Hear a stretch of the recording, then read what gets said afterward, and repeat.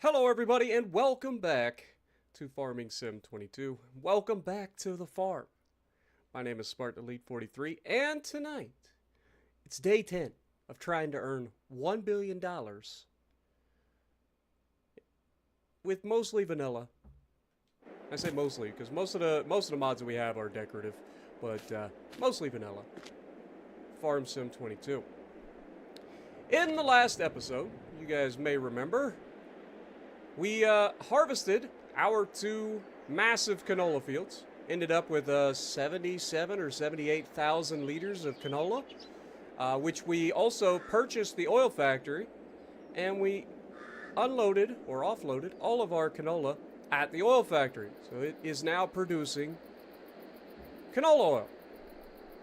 Today, we're going to get these fields ready to plant and replant it as more canola, I believe. Let me double check the calendar.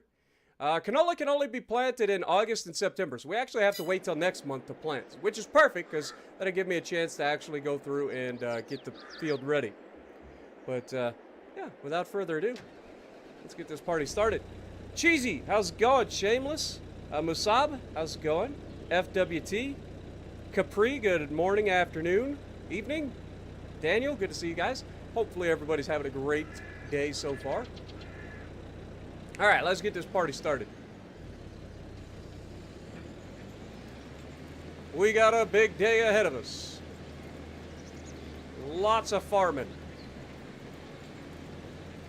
But thank you guys so much for joining me. I hope you guys do enjoy. I'm glad that people seem to be enjoying these farm sim streams. So I'm happy to see it. I really am. I think we got something like 120 likes on the last one, so I'm going to try to keep the series going on a regular pace so that you guys can follow along a lot easier. What up, Warren? Good morning as well. Hope you're having a great day.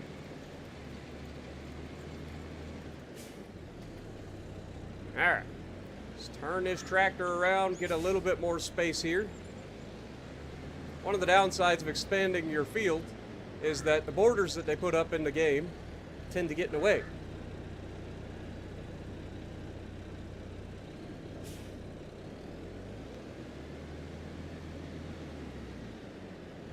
I always do that. I always end up like doing really well and then screw it up at the last second. There we go.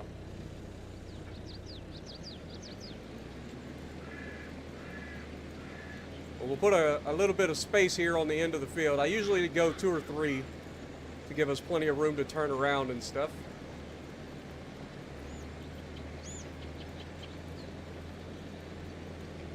What up, McCain? Uncle Breda, good to see you guys. Paracordus, good to see you as well. Welcome to the stream, everybody. Have I got anything planned for my weekend? I don't know. I'll be honest. I'm either like, I'm kind of waiting for my sister to get a hold of me and let me know if she's actually bringing my nieces and my nephew down for a little bit of beach at the lake. If that doesn't happen, then I may stream ranked battles tomorrow. Why do you ask, Mr. Capri?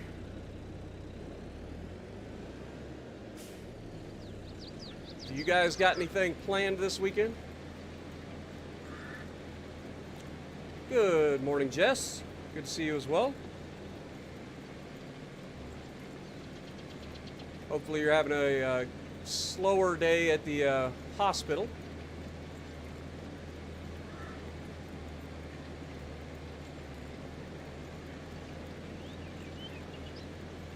All right, this should be plenty of room to turn around now. You're sick at home? Oh, no. Well, I hope you get feeling better soon. That's no fun. Been there, done that. Been a lot of people getting sick lately, man. A lot of people getting sick. Been kind of crazy this year. All right, let's go down and start our actual down and backs, shall we?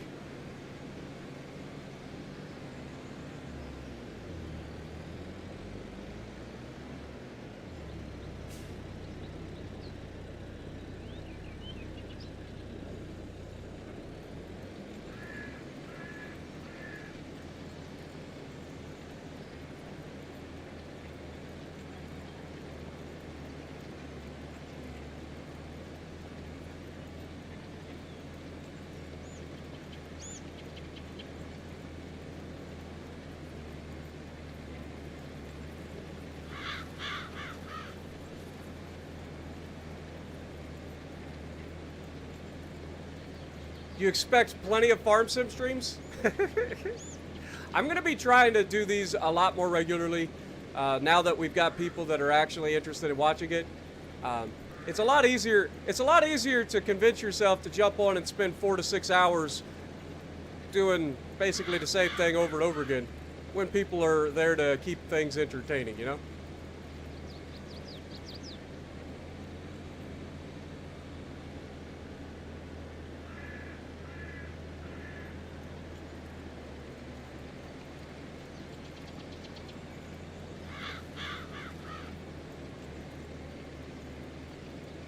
Taking care of a friend.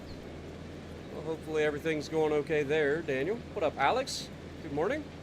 I stream using my PC, but I am playing Farm Sim currently on Xbox Series X.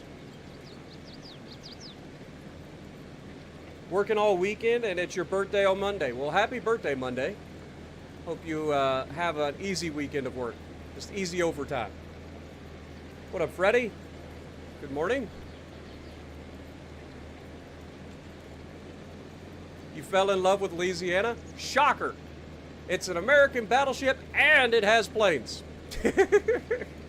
I am shocked, Jess. Also, it's kind of busted at the moment. I would imagine those torps will get nerfed at some point in the near future, because they are a bit spicy. Dropping somebody for 25,000 damage, even if it is like every minute and a half to 2 minutes or whatever, is a little disgusting.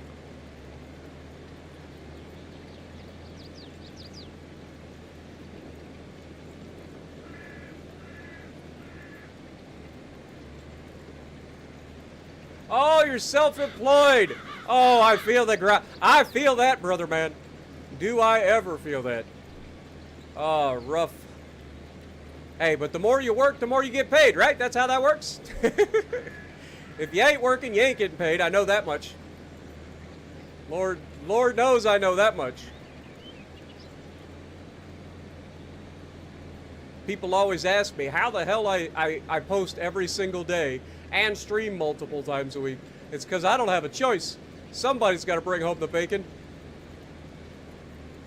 Till the day Jess decides to truly take me up on the whole being a sugar mama thing.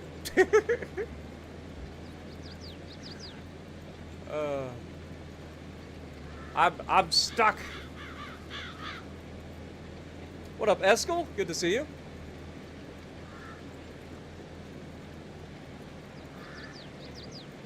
Cosmo, good to see you as well. Welcome, everybody. Don't forget, if you guys do enjoy these streams, please punch that like button for me. It helps the channel out massively. Just take a look at the last stream and you'll know exactly what I'm talking about. It helps the channel so much, man. And I appreciate every one of you for hanging out with me. He had ankle surgery. Bone spurs around or almost cut through his Achilles tendon. Same with the left foot. He's got like 6 months of surgery. Well, I'm sorry to hear that, but I'm glad he's getting help and hopefully he has a speedy recovery. You definitely don't want to cut through the Achilles tendon. That is a very painful and very devastating injury. My sister actually had that happen when we were kids. My cousin we were all skipping slate on a little old basketball court that filled up with water. So we were skipping slate from my grandma's roof she just had done. And my sister took one right in the back of the ankle from my cousin and ended up severing her Achilles tendon. They had to cut all the way back up her calf to grab a hold of it and re-stretch the tendon. It took her a long time to heal up from that. But yeah, you definitely don't want to cut through the Achilles tendon. Pretty nasty. What up, CDF? UMR, how's it going? Daily Fusion, good to see you.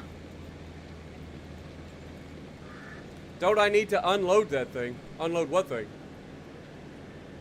This is just a cultivator. All it does is prepare the ground for planting. It just loosens up the topsoil, tills the top under a little bit,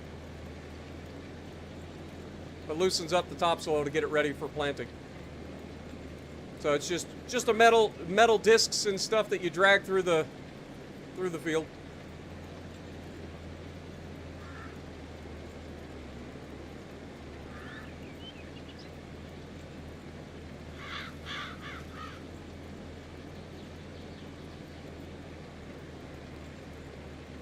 I'm not used to seeing this kind of a cultivator. Like where I'm from, we got discs mostly. You see plows and discs is the main thing that we see around here. Giant furrows that they end up like carving up, but then they usually go over that. Once they've plowed the field, they'll go back over it with something like a disc harrow or something like this to break up those giant chunks that you end up kicking up and prepare the ground for planting a little bit easier. The game just allows us to kind of skip the whole plowing thing by using a surface or a shallow cultivator.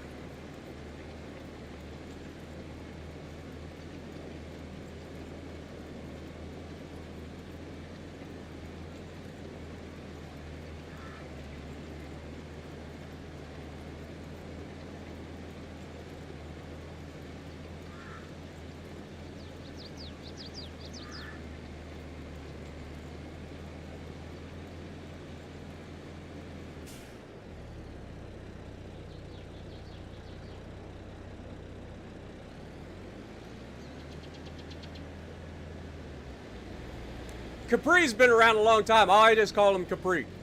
I don't use full name with him. It is straight up like the regulars of the streams. I generally go with like short names because y'all will have some like long names. It'd be like people calling me Spartan Elite 43 when talking to me instead of just calling me Spartan. It just doesn't seem right, right? Like if you ever get into like a division or something or into a game, people just call me Spartan. They don't call me Spartan Elite 43. Usually, some people do. Falcon, thank you for 6 months, my dude. Appreciate you. Get a goat in the chat for Falcon.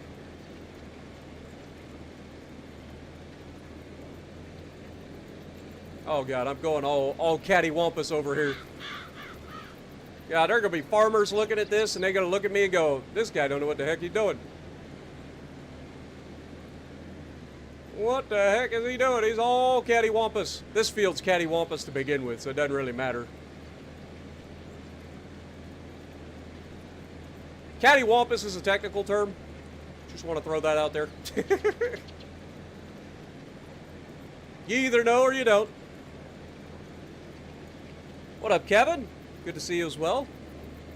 I think you dropped in at yesterday's stream, like towards the end, and I saw you say, have a good night, and I'd already closed the stream, so hope you have a great day. Appreciate you dropping in. Vince as well, appreciate you dropping in.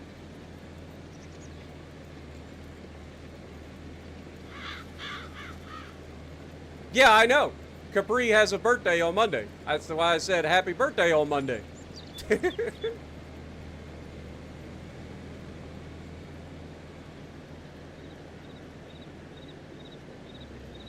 There's no guarantee that I'll have another stream between now and then, so this is the one chance that I have to say happy birthday.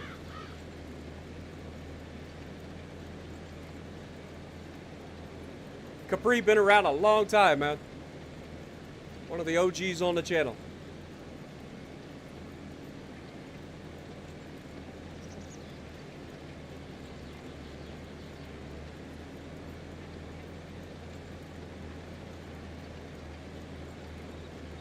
But I hope everybody's having a great time.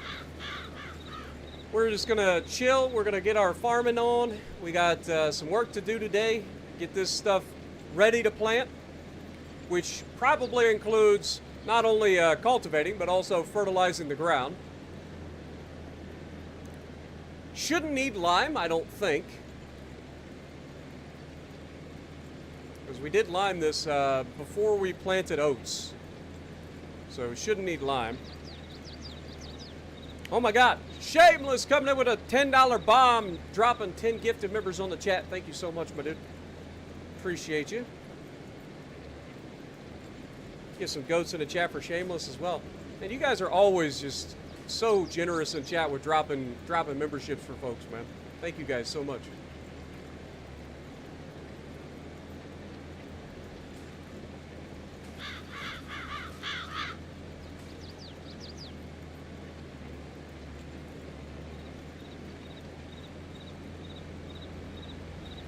Oh, so you're saying that I said happy birthday Monday. Well, I was talking to Capri, so I think he understands where I was going with that.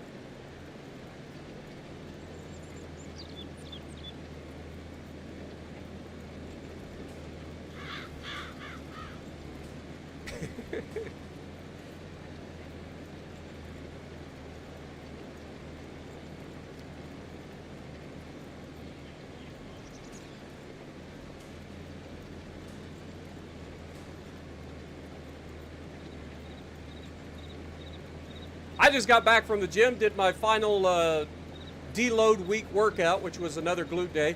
Went in and did 2 sets of 20 hip abductors, and then we jumped over and did our elevated lunges.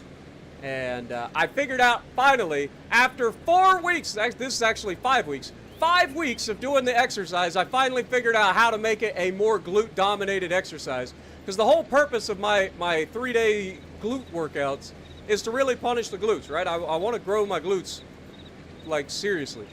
And so one of the things I've been thinking about is replacing the elevated lunge, because it seems to be more quad dominated for me.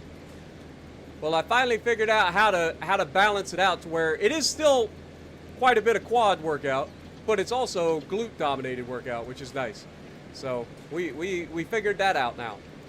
Turns out the biggest difference in the two, like the way I was doing it versus the way it's done now, is that I am supposed to lean forward. Like, I'm so used to everything that I do in the gym saying chest up, chest proud, all that stuff. You're supposed to have your core tight, your chest up as big as you can. Like, the one time that you don't want to do that, apparently, is when you're doing elevated lunges and you're trying to make it a glute-dominated exercise. So you want to actually keep your core tight, but you want to lean forward over your knee. So, yeah, I was pretty happy with that today. But I will be honest with you guys. That first 4 weeks of training, especially week number 4 being the most ridiculous week of the entire period, because it just gets progressively harder each week, right? So you start out, you push yourself, but the number of sets and stuff is not as bad. By the time you get to week 4, you're doing 6 sets of one of the exercises, plus 3 to 4 sets of the other exercise. I'm only doing 2 exercises a day to really destroy the glutes. Now, I still do a normal push day and a normal pull day, where we do four exercises on either of those days. But when it comes down to working the glutes, man, I'll tell you what, it's brutal. If you're actually trying, it is brutal. It's the first time I've ever actually focused on a body part and tried to like legitimately like train a specific body part. But I've only been training in the gym. You guys know this. I've only been in the gym for a year and a half at this point. So it's not like I've been training in the gym forever.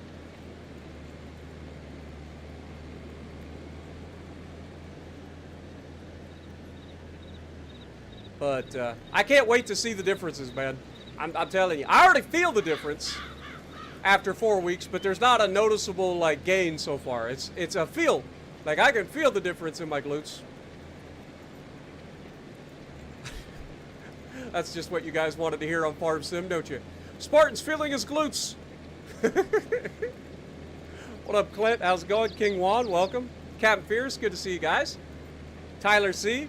I just imagine somebody walking in at the same time as me saying, I can feel the difference in my glutes. Guys, if you guys only knew. I wish that I could do like workout videos and stuff. I started the workout channel and I wanted to. I don't know. I just feel it's so cringe to try to record yourself in a gym. It's so cringe. Like, I can't do it.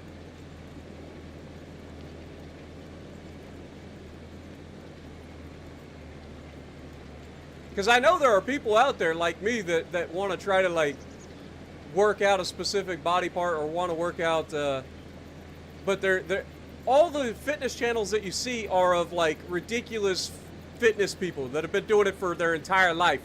You know, you don't get to see like an average person who's just like relatively new at the gym, learning and like going and daily, you know what I mean? Like, you don't ever get to see that. It's always like these people that have ridiculous physiques that are or are not on steroids. Most of them are. There's a couple of natural folks out there, but all of them have been training their entire life for the most part. Me, I've been training for a year and a half. I don't even look like I work out. I've lost a lot of weight, but I've got a long ways to go.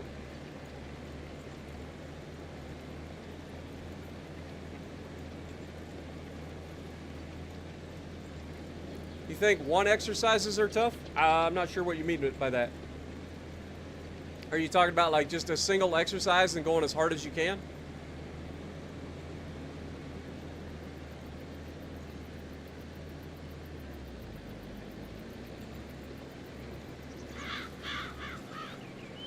Like, I enjoy the gym. I really do. It's a good way for me to get out of my own head, because I have a lot of mental struggles that I go through on a day-to-day basis, and I've been that way my entire life.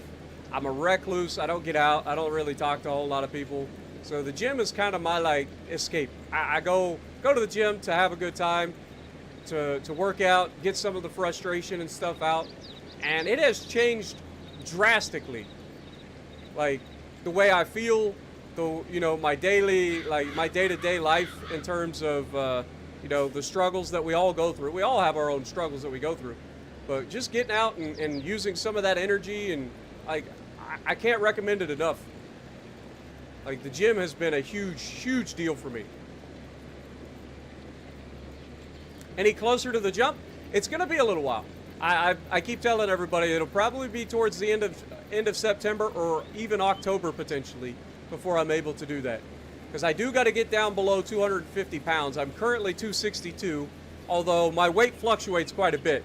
The other day I was at 259. I haven't been overeating, but because of water weight and all of that, I've ended up going back up to 262. My body weight can fluctuate so much so quickly, it's actually insane. But yeah, it is definitely something that I'm working towards. You guys know, I don't lie. When I say I'm going to do something, I will do it. It just takes time to set everything up. And especially when I got to get to a specific body weight or below a specific body weight to actually start it to begin with. But cultivating's done. We're going to go ahead and return this, and we will get ready to fertilize the field, which we should be able to do.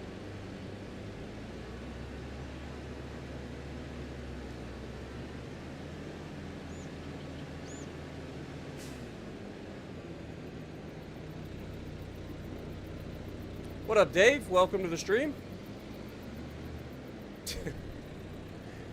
Immediately with the St. Louis.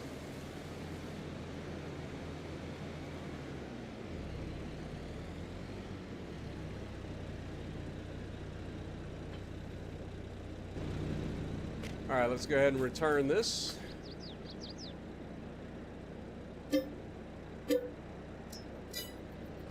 Beautiful. All right, what is the next thing that we need to do? We can't plant just yet. We need to go up and grab our fertilizer spreader, I think. So let's go ahead and do that. We do have our planter down here ready to go for when we want to plant. We're just going to go ahead and head up to the farm, pick up our fertilizer, spread fertilizer on the old place. Go ahead and save too while we're at it.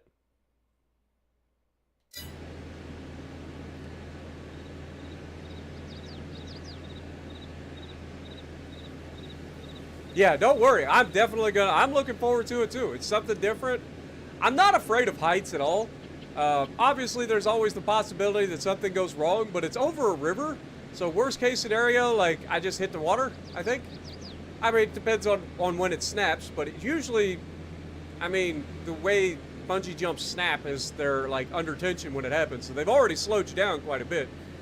So it'd just be like however high above the water you are when it decides to break, whether or not it becomes worse. But I honestly am not that concerned about it. I'm looking forward to it. I think it'll be a lot of fun.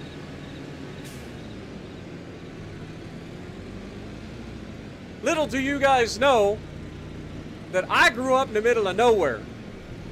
Alright? I used to jump off cliffs all summer long. No bungee jump, just jump off cliffs. So, I'm not afraid of it at all. Although it will be higher than I've ever jumped before. So there's that. Alright, let's go fertilize our field.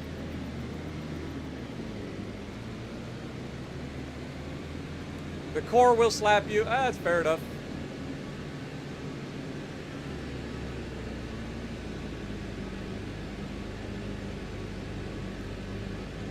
Dude, I'm not joking when I say I grew up in the middle of nowhere. You guys have seen the videos of me walking and stuff from where I lived. Like, I lived in the middle of nowhere. You saw the lakes? Those are strip mines, man. Right? What you didn't see was the other side. The pond that I did the jumping into the water, the icy water, that was the pond that I used to swim in all the time. And further back was the cliffs. And I used to jump off a cliff. It's probably 20 foot drop. Something like that. 15, 20 feet. You had to swim across the pond to begin with. So then you'd get there. Then you had to climb up the side of the cliff. Which when you're fat is difficult. So by the time you get over there, then you get to the top of the cliff and you just sit there for like 5 minutes because you don't want to jump off, because you know as soon as you jump off, you got to reclimb the cliff again.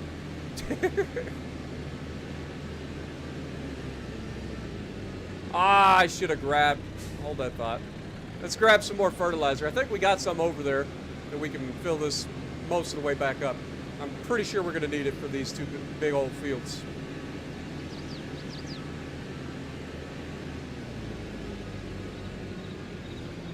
Where am I going? The road's back there, Spartan.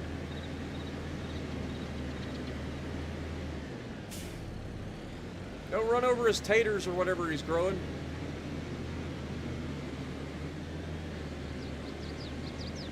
Where am I? Why?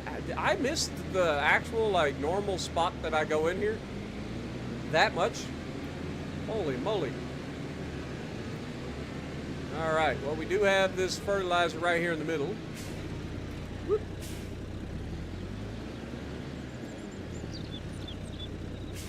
Go ahead and grab what's left in there.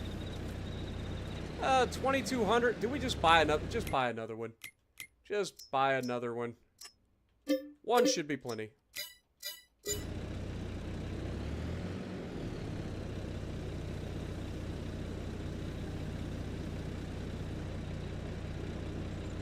You once went parachuting when you were scared.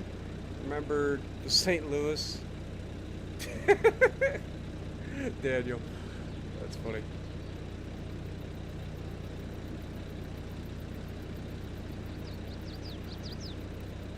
Used to jump off perfectly good airplanes. Nice. King Juan, thank you for gifting another $5 Bob with a 5 gifted memberships.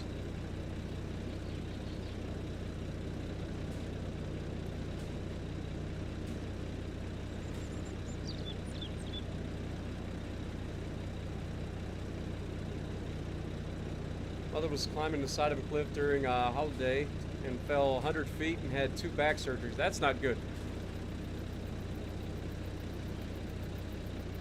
Wow. Sorry to hear that, Shameless.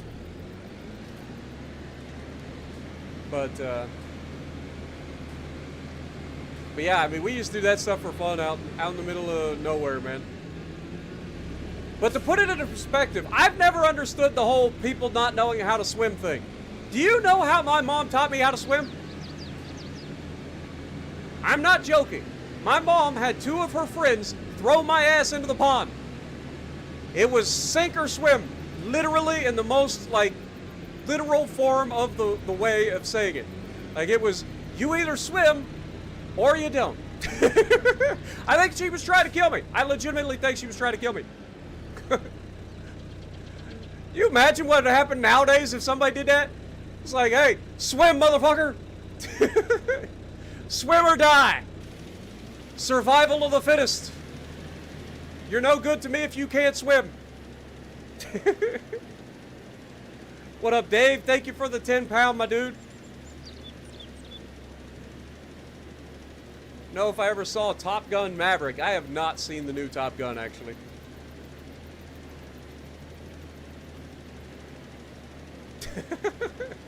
Everything's a St. Louis to you.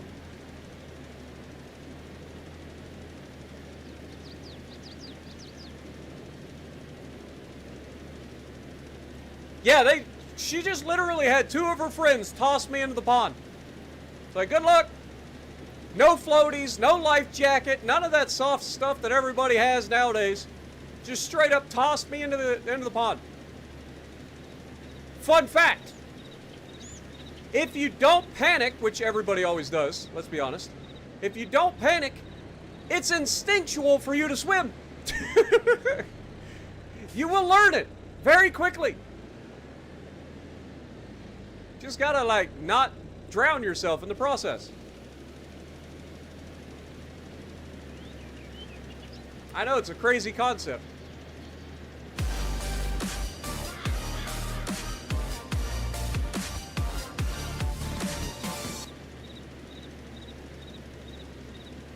If you ever saw Top Gun Maverick, at the beginning Tom Cruise wasn't in a dark star, it was a St. Louis. That scene when it blew up wasn't true. It only just fired its broadside cannons. Your dad did the same to you? How old am I? Also, welcome to the stream, Nixon. I am going to be 38 in September. I'm old.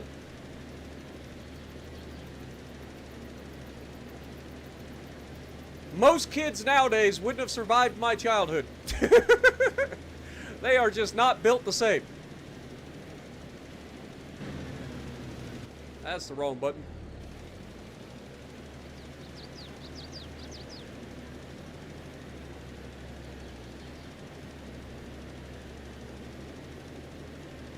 I think every generation says that though. Like every generation is like, kids nowadays are too soft. They wouldn't have survived my childhood. I grew up in the 80s and 90s, man. Early 2000s, I was graduating high school. I grew up back when people still left their doors unlocked.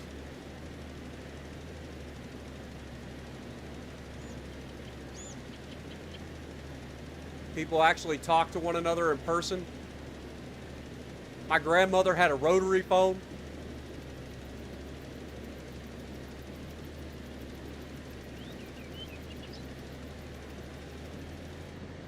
And a record player. Used to listen to my grandma's records all the time. There's just something different about listening to music on a record, man. I don't know what it is. Just a different sound.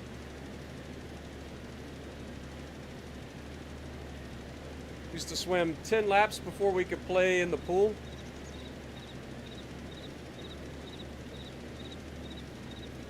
I feel old. I think it's about time for me to have a midlife crisis, isn't it?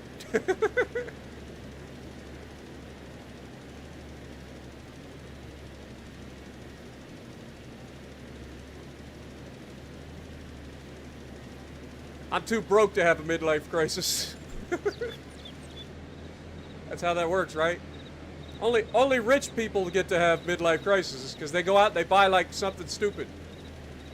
I can't afford it. I can't afford a midlife crisis.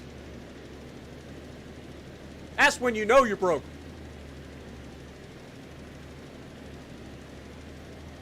What up, Rail Fan? How's it going? What the is that machine? It's a fertilizer spreader. So you got these impellers down here that are spinning, and they spread the fertilizer all over the field. We're using a solid fertilizer.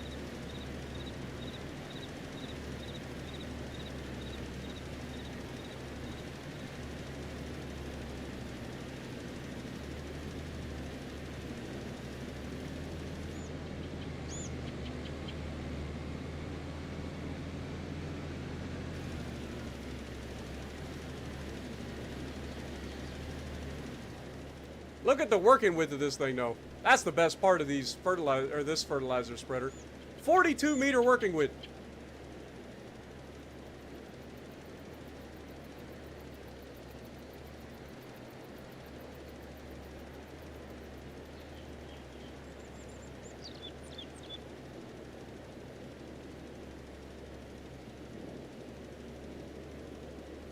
Oh, we didn't have cell phones for a long time. I didn't get my first cell phone until like, I don't know, the 2010s.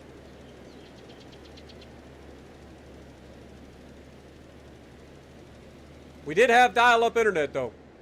And I didn't even get the like name brand dial-up internet. We had a dial-up internet that was close by. Our ISP was not Netflix. I was about to say Netflix.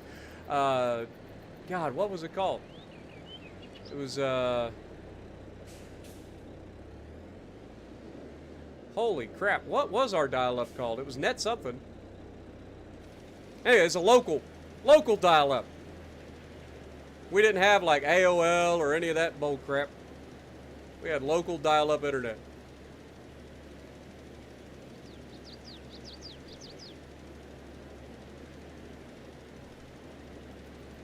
Everybody got mad when everybody was using Napster and LimeWire to download music and make their own CDs. I was doing that as a kid long before CDs ever became a thing. You buy blank cassette tapes at the store and then just use your freaking radio to record your own mixtape. We were pirating music before it became like popular.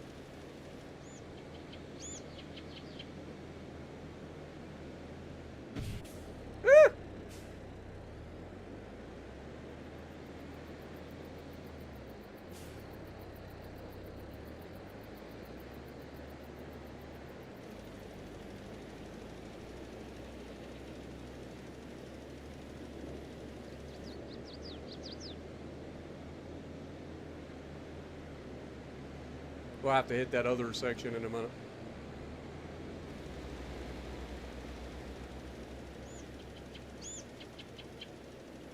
Come on now. I had the cruise control on.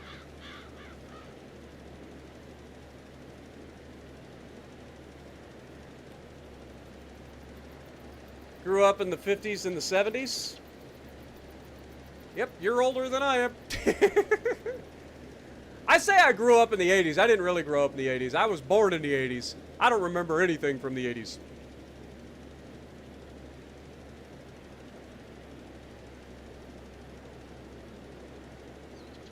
I like 80s music. And again, I like pretty much all music.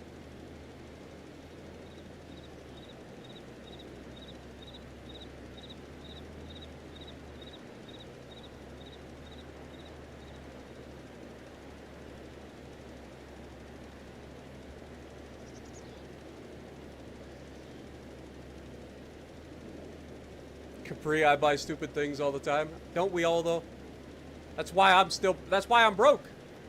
Cause I buy stupid shit. I don't like know how to save money. That's my problem. Actually, I know how to save money. I just don't make enough to save money, which is the exact excuse that every person that's ever been poor makes. I just don't have enough money to save money.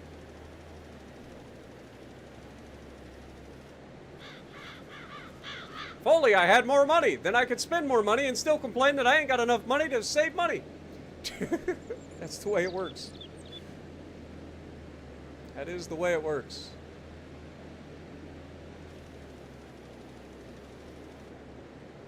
All right, fields are fertilized. B-E-A, beautiful. Jump inside. Oh God, it's muddy in here. I don't like it. I don't like it. I'm just gonna go up the highway. I know tractors are not allowed on the highway, but what are they gonna do? Arrest me?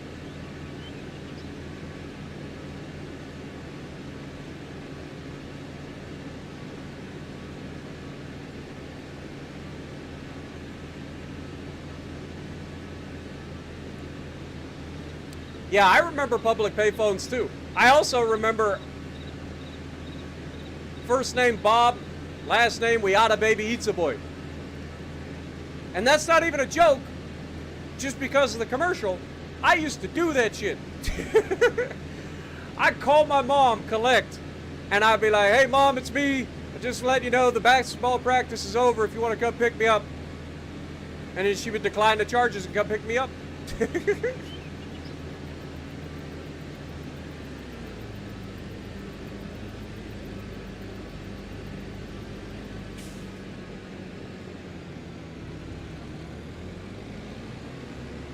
What up, Clint?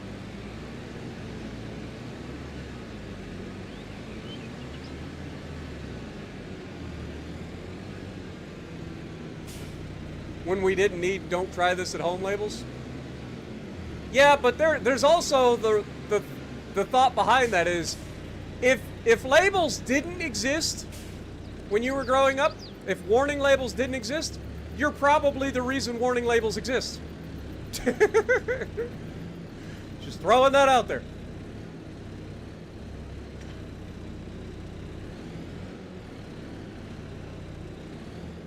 All right, let's go ahead and shut her down. Let me see. I know we got to get ready to mow.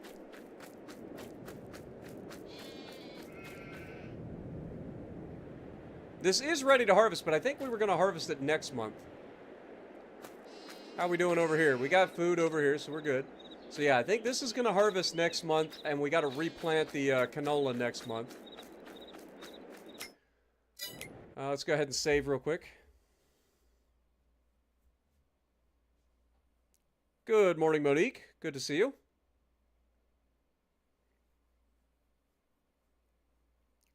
You remember the first television remotes coming out. We didn't have a remote. My dad said we were the remote. We had an old Zenith floor model.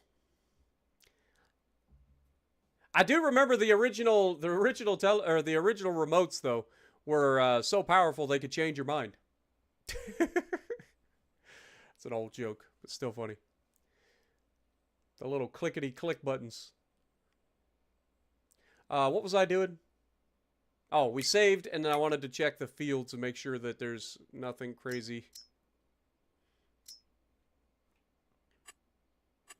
So we are fertilized. We do not need lime. Beautiful. Still good up here. All right, so these guys are 50% fertilized, so once we plant it, we'll have to fertilize it again. Let's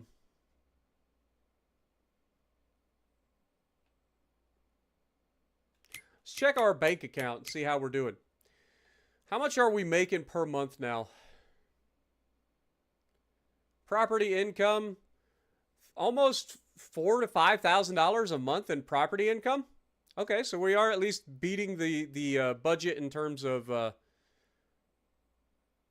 the, what do you call it? The loan interest every month. So that's a thing. But I think we're good. Let's go ahead and go forward 1 month. We can replant our canola and then harvest our grass.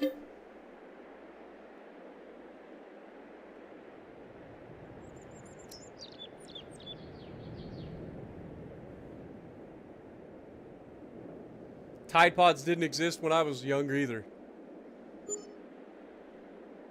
Heck, I remember when Tide with Bleach came out. Let alone Tide Pods.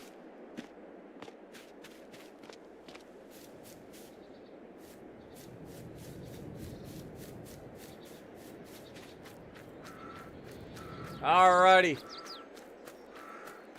Sheep. They have food. Beautiful.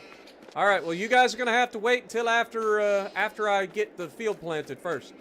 So we are going to take our tractor. We're going to go down and hook up to our planter and go plant the fields. We are going to fill up with fuel first, as we can.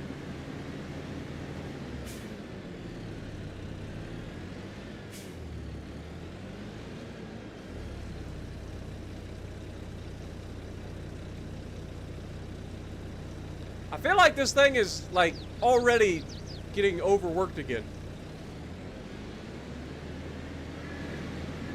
Like, we just repaired this in the last episode, and we're already at a third of the way, or a quarter of the way to needing repaired again.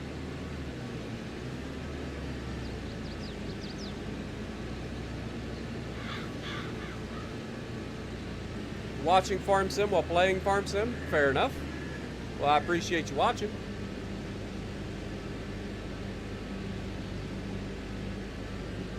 Mom still says this. I'm telling you, I'm old. Too old.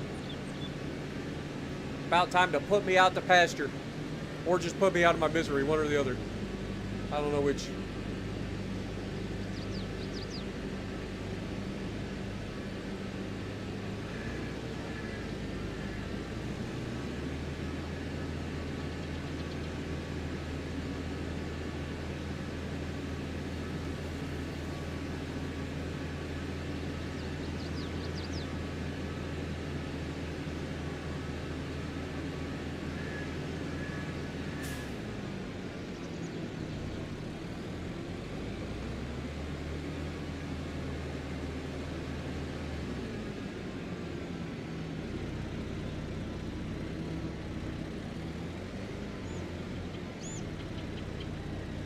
Could I make a video of what premium ship to buy? I don't make videos like that. The reason I don't make videos like that is I don't like telling people how to spend their money. Because it almost always comes back to people getting upset with me, saying that they wish they had bought something else. Buyer's remorse is always going to be a thing. So I don't tell people how to spend their money. That's why I just make videos saying that this ship is okay, or this ship is good, or this ship is bad, or you know what I mean? That's the type of video that I stick with. I don't tell people how to spend their money. I know what it takes to earn the money, and so you spend your money how you want. I'll just give you the details on the ship and let you make an informed decision on what you want to spend your money on. Alright, let's buy some seed. Let's go ahead and grab some seed. How much seed is this? 1,000 liters? Alright, let's grab 2 of those.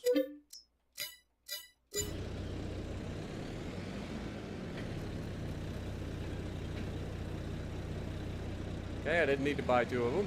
Never mind.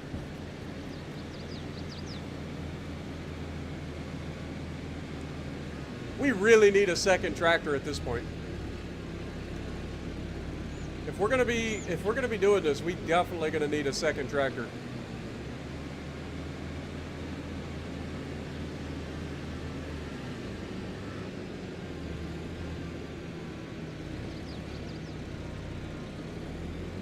Explain that in the video.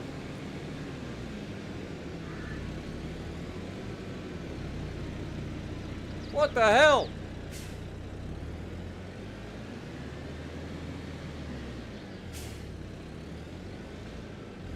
I didn't expect it to freaking get a bunch of weeds. Hopefully this doesn't affect my crop.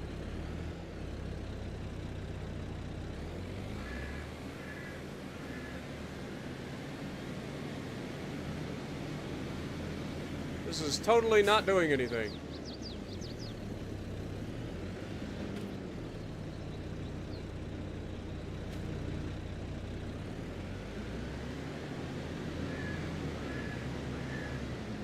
Why is this not doing anything?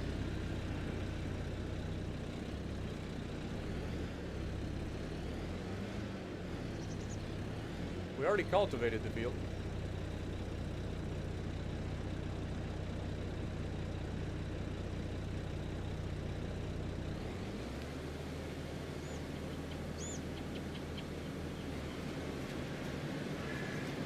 There we go.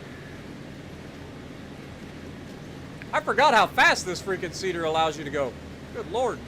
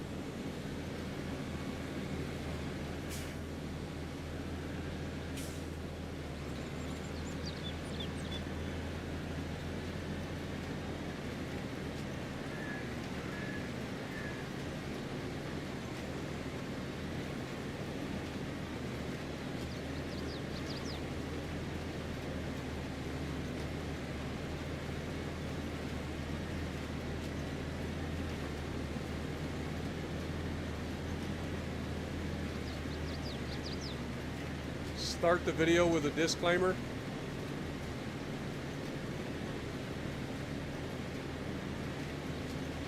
Like I said, I've kind of gotten videos out there on all of the different ships through the years. For most of them, anyway. So if people are interested in looking up a specific ship that they're interested in buying, they'll search for the ship and my video will likely appear at the top of the list. I'm pretty good at the whole search optimization thing.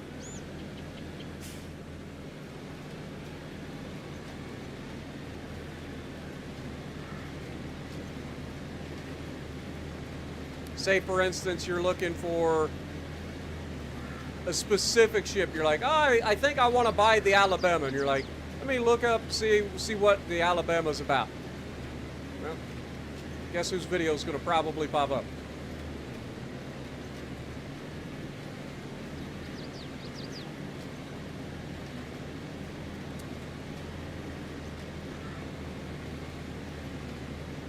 Now, I have done like tier lists and stuff recently, where I rank specific tiers of ships.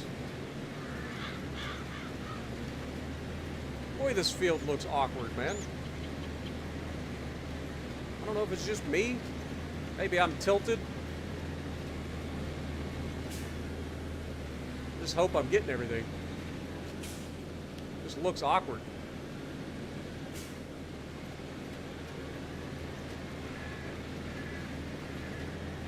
I am excited for the new farm sim having GPS on console now.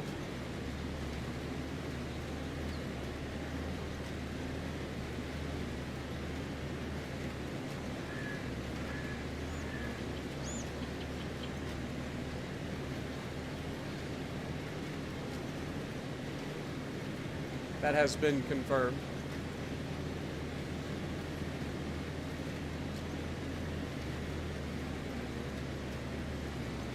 Try to get our line kind of straightened up.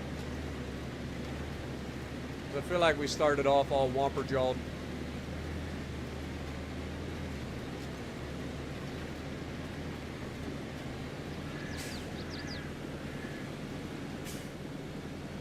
That looks a little better. We can always go back and finish these.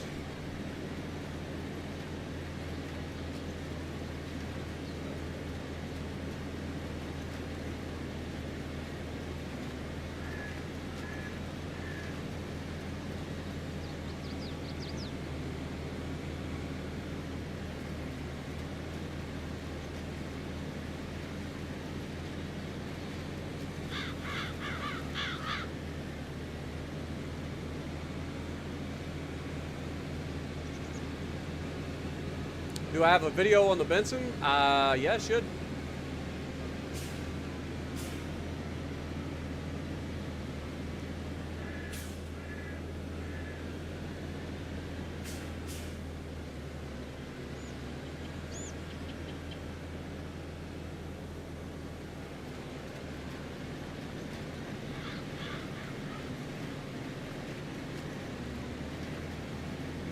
Okay, we're just going to try to keep her in a straight line here. Try to get this field straightened out.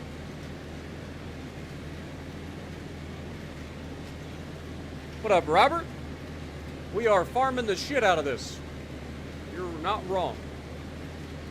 Appreciate you dropping in. Hopefully you enjoy.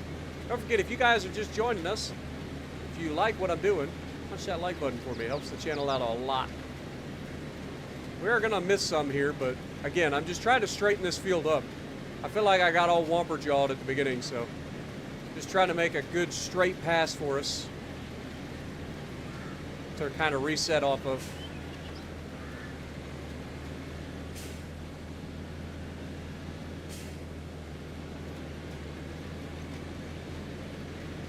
I don't know if it was the weeds that were throwing me off or if it was just me in general, but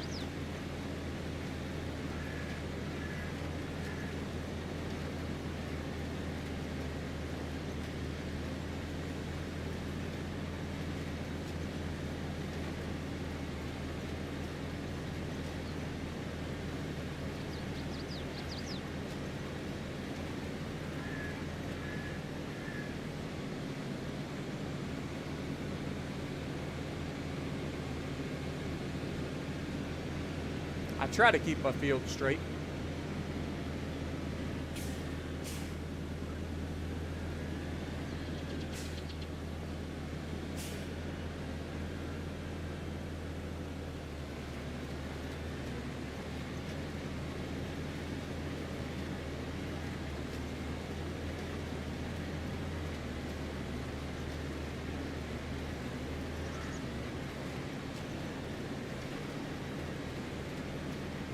What up, Ghost Knight? Welcome to the stream.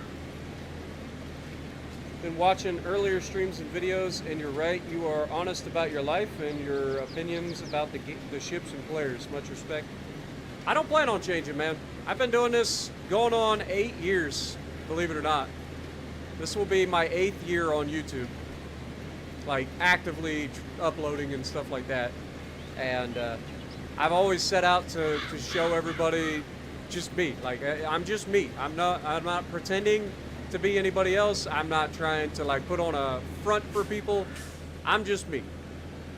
And when it comes to these games like wargaming games and stuff where people are spending their hard-earned money, I would much rather give an honest opinion of a ship from an above average player so that people know what they're getting their hands on when they get their, when they go to spend their money on it.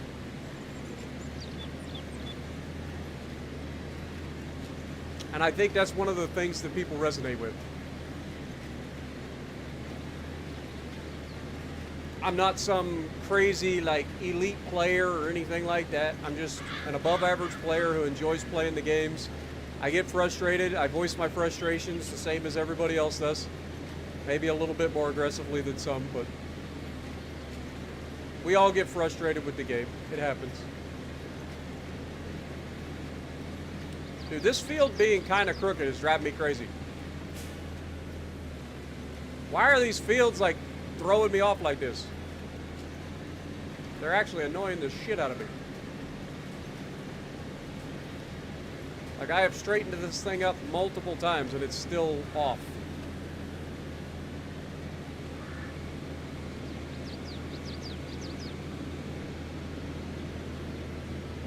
I don't know if it's just the weeds or if it's just my...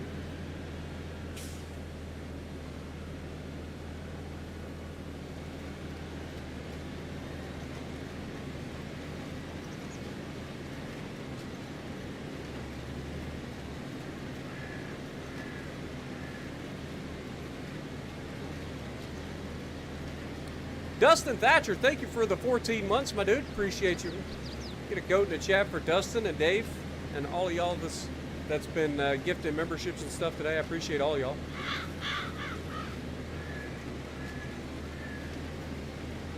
Noriko, how's it going, my dude? Hope you're having a good day as well. Welcome to the stream, Dustin. Appreciate you dropping in. We're already at 40 likes. We're only an hour in. You guys are crazy. Thank you guys so much, man.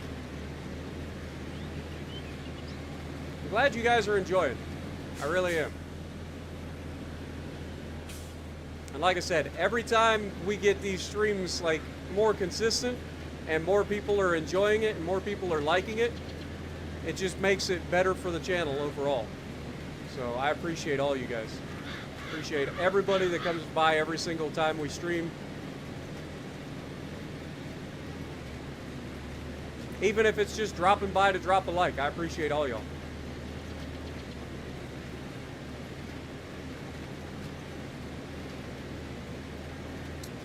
Is there any benefit? Yeah, there's actually lots of benefits, depending on the size of the fleet. If they've maxed out their bonuses and stuff, you get bonuses to like repair costs, like XP, the cost of ships, stuff like that.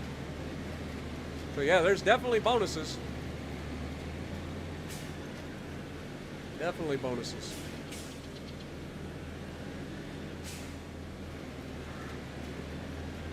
It just takes so friggin' long to earn enough oil to like upgrade the fleet is the biggest problem.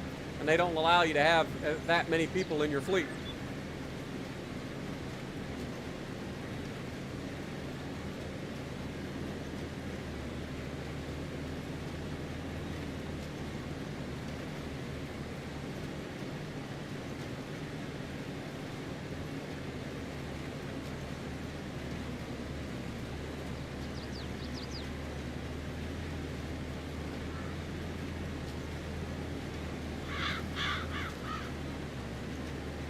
Yeah, bonuses to steal too.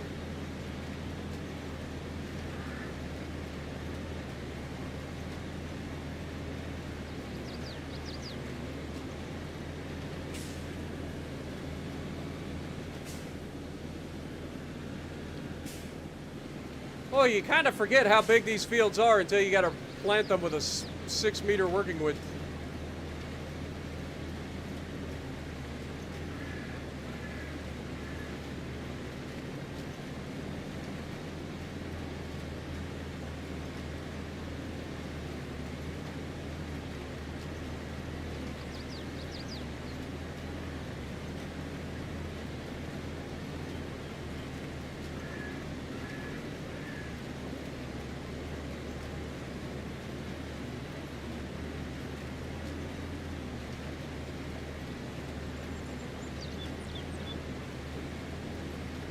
We've gotten quite a few upgrades for our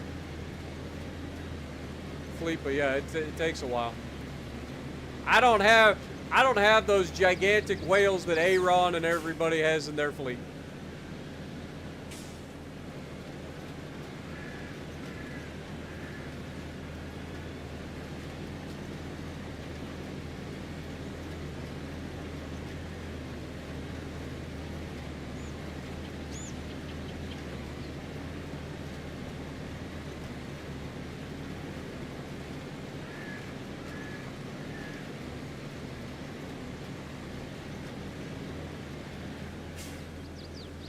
Oh, this is annoying as crap. Stop getting offline.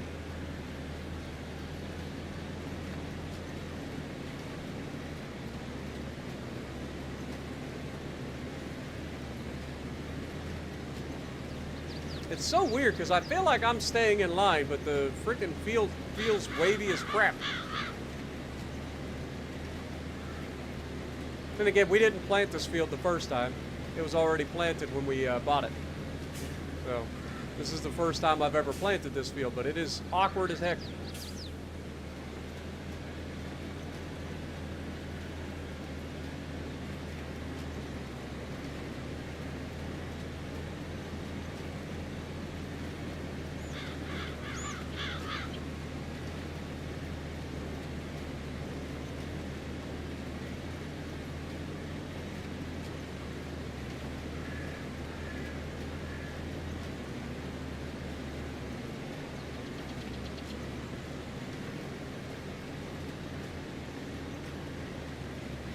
Win rate doesn't govern whether you're, wait, what? Too many clans care too much about win rate? I don't really care about win rate, to be honest. Only thing I look for is activity. Like, we have some people that are like 50% or right around 50% win rate. Like, I don't really care about that. I just want people that are actively playing the game and you know, having a good time.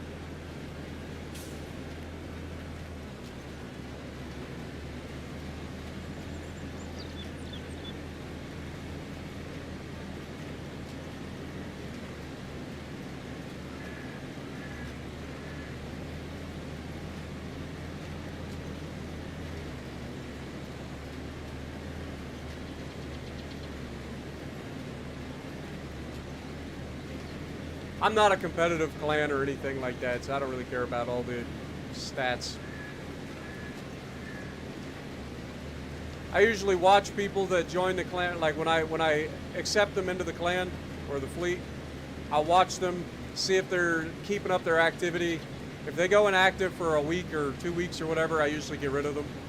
The only one that's kind of gotten a pass from that has been Obi. But even her, I don't know if she's ever going to come back to the game, so. She came back once in the last, like, 2 months, and then she kind of stopped again, so.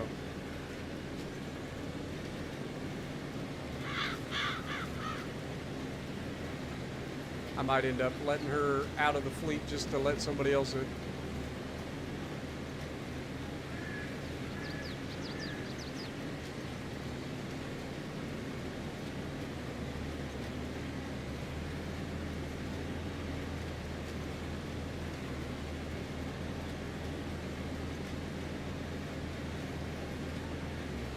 kill death ratio.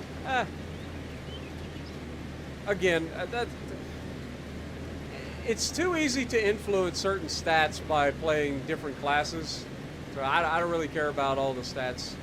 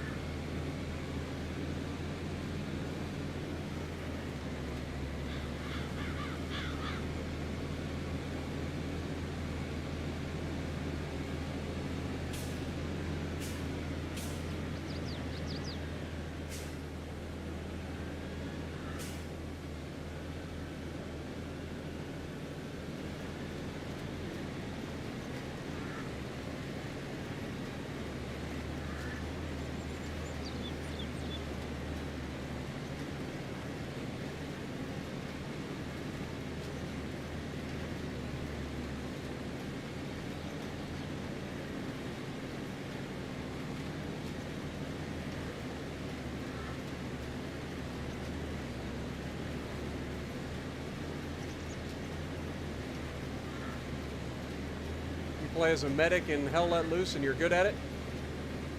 I don't even think I'd be able to play Hell Let Loose. I'm so bad at shooters nowadays, it's ridiculous. I used to be decent. Back in the old days, I used to be decent. But, not anymore.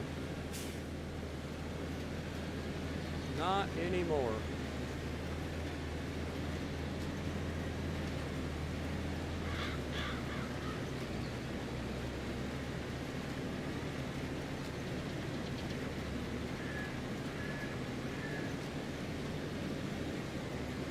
Yeah, I think we need another tractor because we could have a worker working on planting while we mow the grass at the other end. So we need to start thinking about getting another tractor at some point.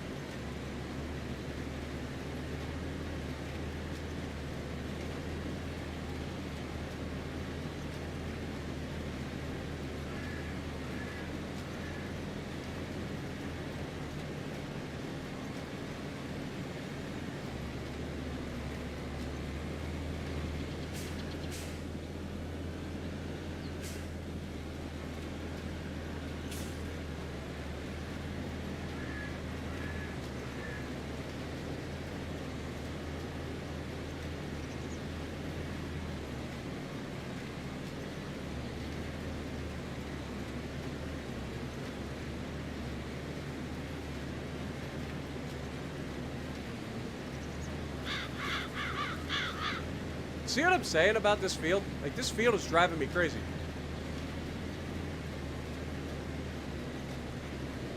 Like, I'm setting myself up on a pretty straight row. And yet I'm missing quite a bit.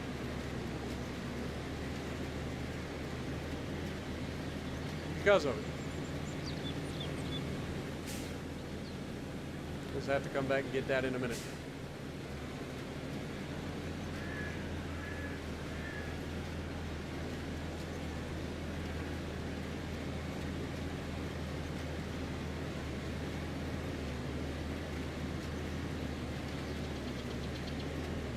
Like, I'm even trying to leave a little bit of an overlap on the outside edge, and I'm still ending up leaving stuff behind.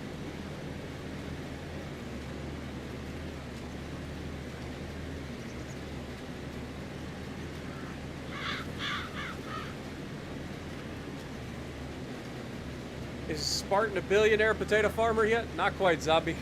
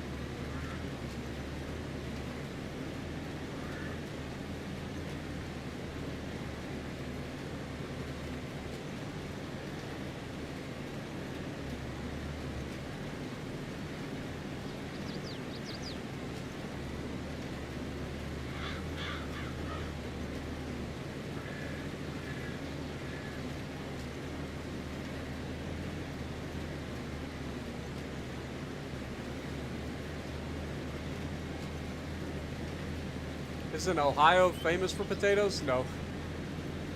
Iowa. Or Idaho, sorry. Idaho. Idaho potatoes.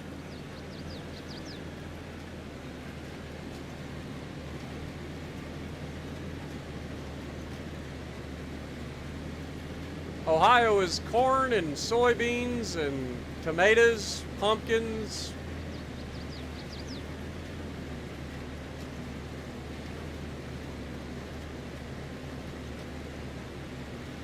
Cucumbers. Basically, most just about anything can grow in Ohio. Fruits, we got a lot of apples and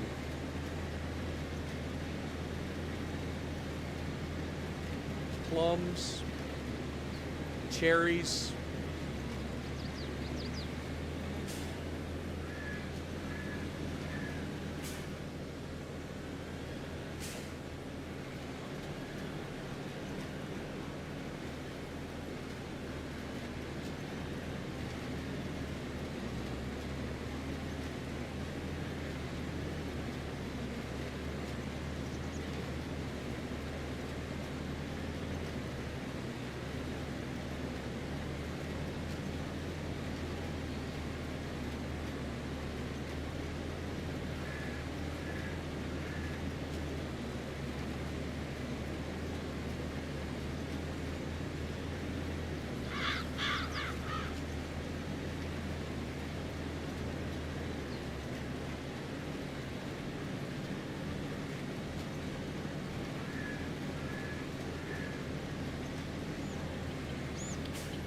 This field is going to drive me to drinking.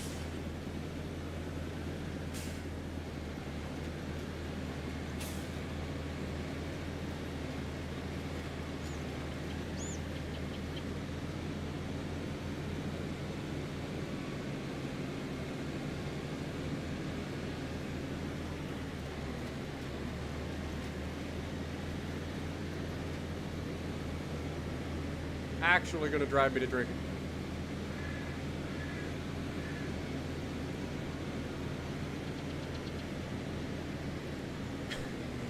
Yeah, you were real close. They almost sound the same. Not at all. And they are only about, I don't know, 2,000 miles apart, 2,500 miles apart. Yeah, real close, zombie. You were about as close as Italy.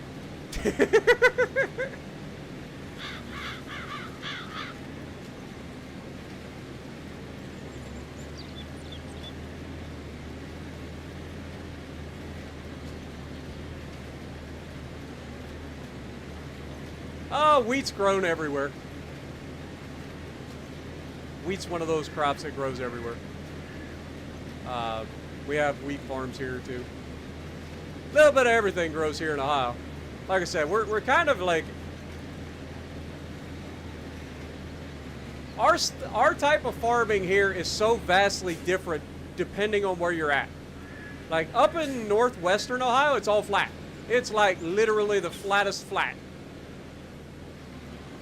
Down here in southeastern central and southeastern Ohio, it's the complete opposite. It's rolling hills. It's the foothills of the Appalachians. So we got some pretty nasty hills. We got a lot of like farms that are like more rolling hills instead of gigantic flat fields that you see out west. But Ohio is one of those really interesting like landscapes because it's so different from one corner of the state to the other. But yeah, we're in the foothills of the Appalachian Mountains down here in where I'm from.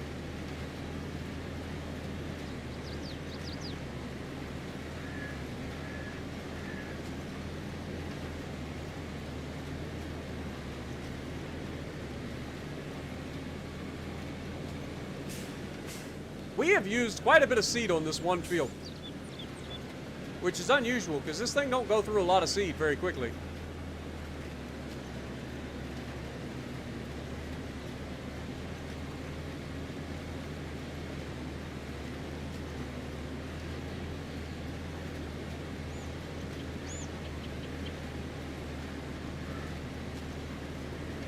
What up, DS? Welcome to the stream.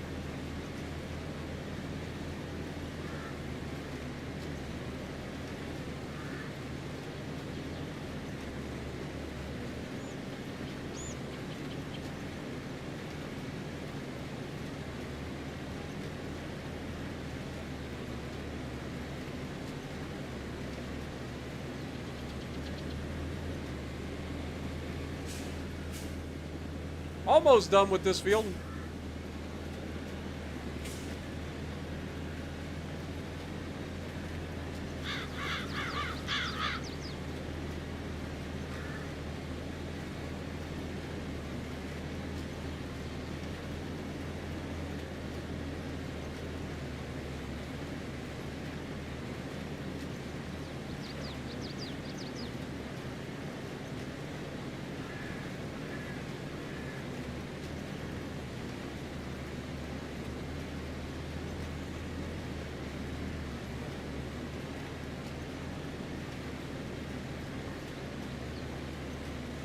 Yeah, I mean that's true as well. Like we do pretty much have every climate that you could ever ask for. The one thing I would say that we don't really have is jungle. So that's why we have allies that we go train, like jungle training in the Philippines and stuff like that.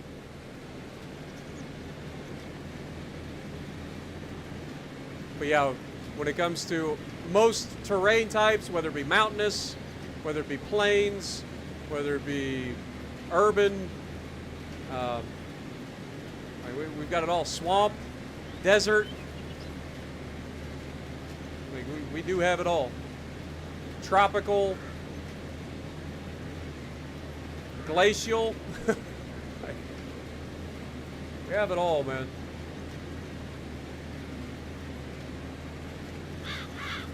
Lots of hills in your area of Ohio too. Where are you at, roughly? I don't necessarily need you to say exactly where you're at, but what corner of Ohio are you in?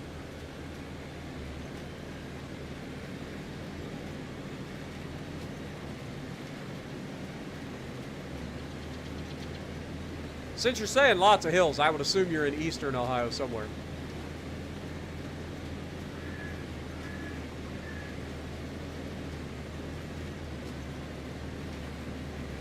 Or potentially southwestern Ohio.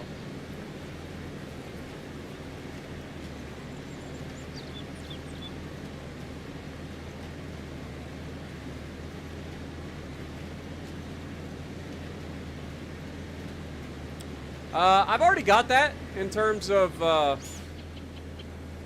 video for like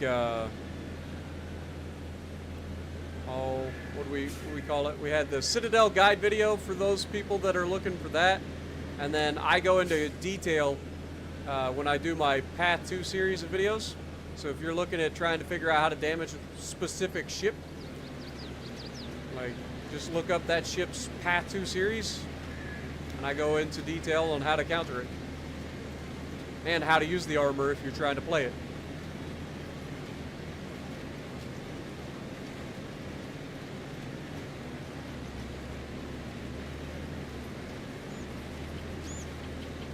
We got one field done.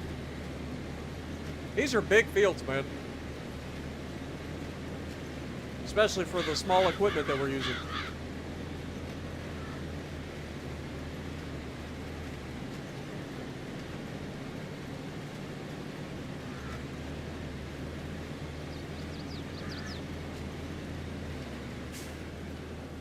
And the daggum weeds strike again, man. I'm telling you.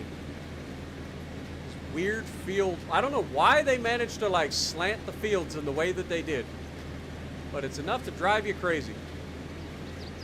I planted this field. I know what I'm getting out of this. It's gonna be a pain in my neck the entire time.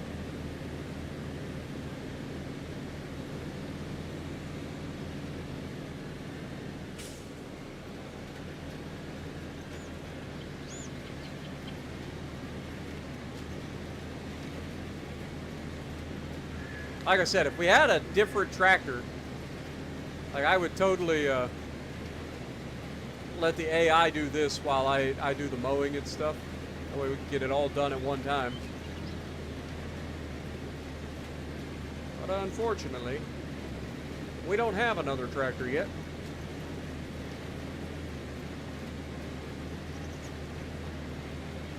Could go ahead and hit the save real quick. Wasn't that like 5 years ago on the Citadel guide? Yeah, I mean, it's still a Citadel guide. It's not like it changed. It's still just as relevant as ever.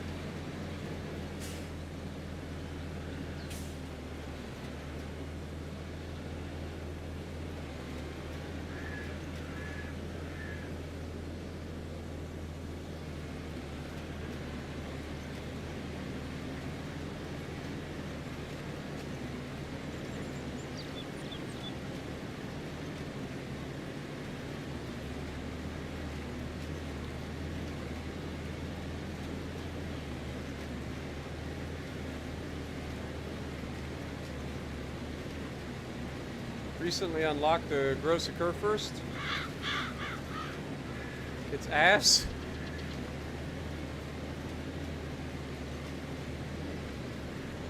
Yeah, the 420s don't overmatch really anything. They overmatch the same cruisers that you've been overmatching with any other 16-inch gun.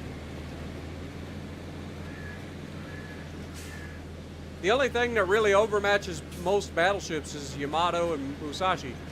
Because most battleships at tier 7 and up have a 32mm bow.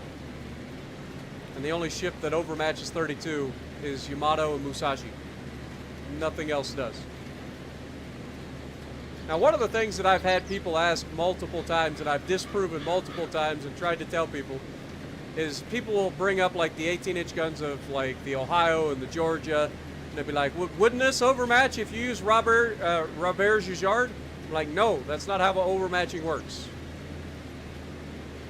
Robert Giard increases your penetration. It does not increase your ability to overmatch. Overmatching is decided by your gun caliber divided by 14.3.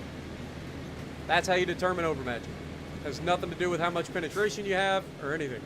It is simply your gun caliber divided by 14.3.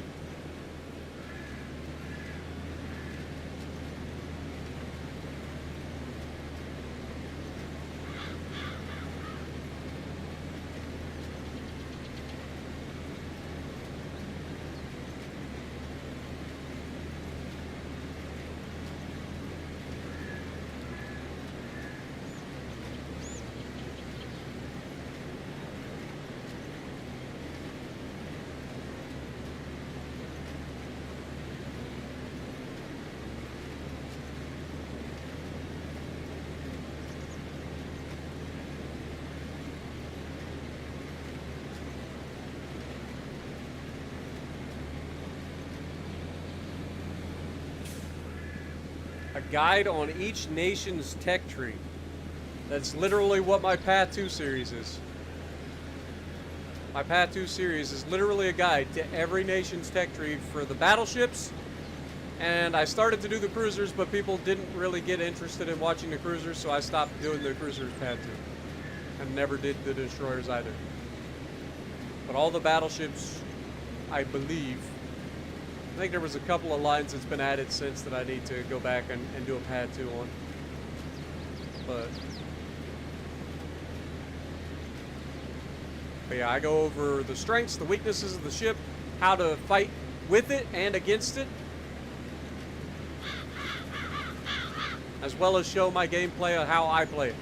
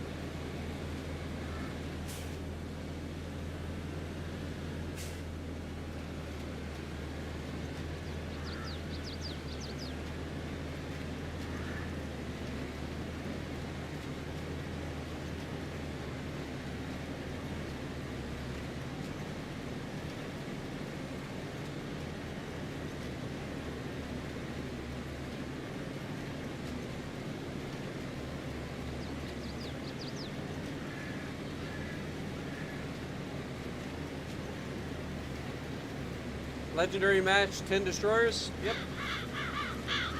That's not uncommon. Doesn't make it any more fun, but it's not uncommon. See what I'm saying about these godforsaken fields? These fields are driving me crazy.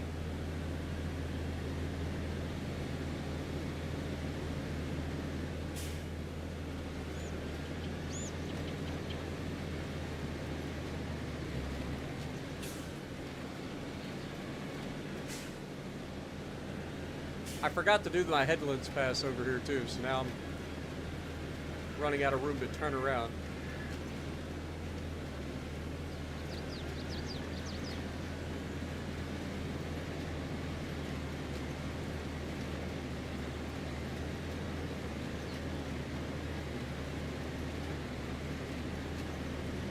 What up, World War II? Good to see you, my dude. Hope you're having a great day.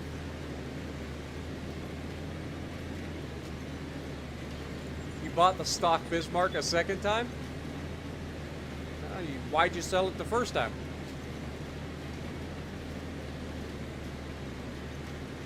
Selling ships is a terrible deal. You will always lose money. It's designed that way.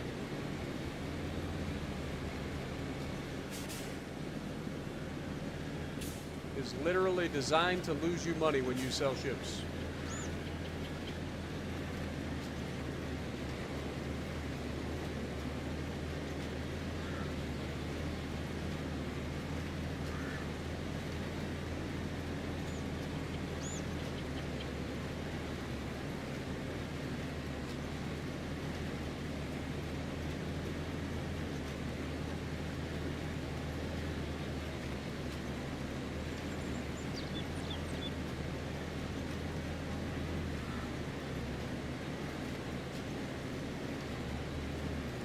Tirpitz over the Bismarck. Tirpitz is solid.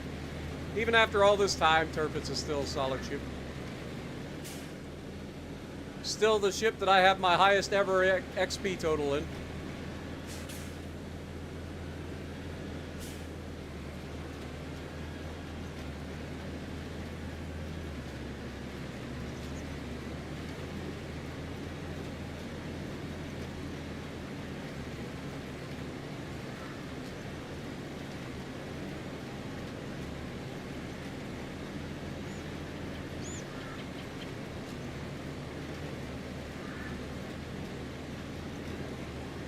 What up, Jim? Welcome.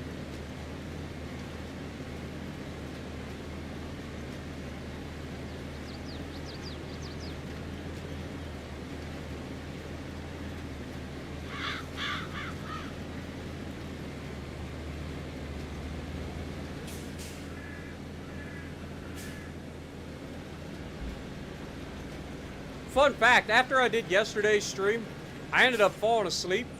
I forgot to set my alarm for my my workout. I woke up, it was right at time for my workout, so by the time I got up to the gym, I was late. Told my workout partner, I was like, I'm sorry dude, I literally streamed this morning for like 4.5 hours and I fell asleep and didn't set my alarm.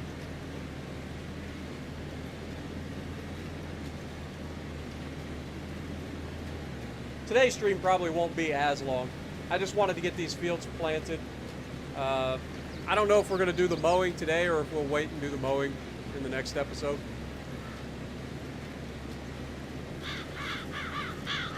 I know we're due to do the mowing.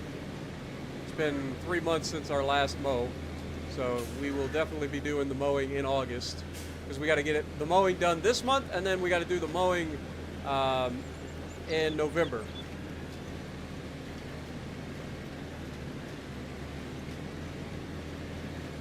To guarantee that it's ready by the time January comes around.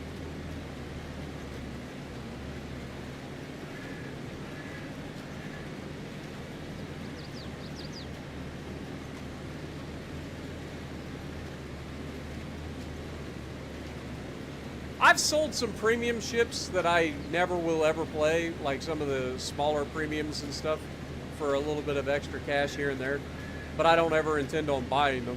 They're usually stuff that I've won through like crates or whatever. that I'll never play, like just random like low tier premiums. I don't play low tiers very often at all.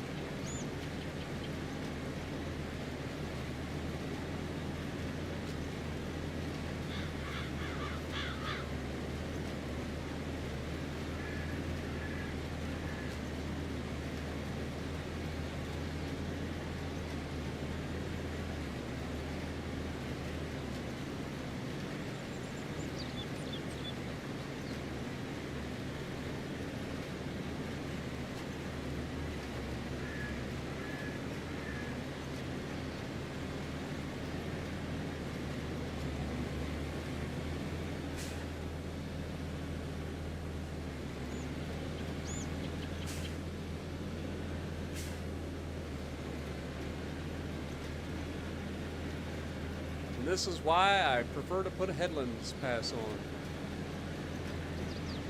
Because it sucks when you don't have anywhere to turn around.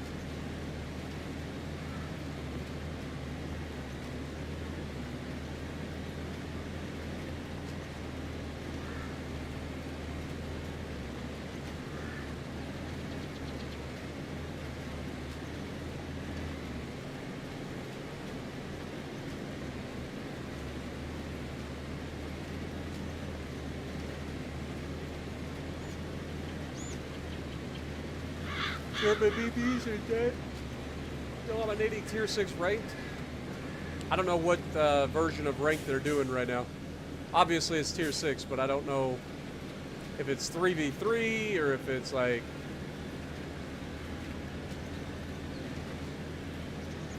But German battleships tend to do really well in ranked battles just due to the fact that they're smaller maps.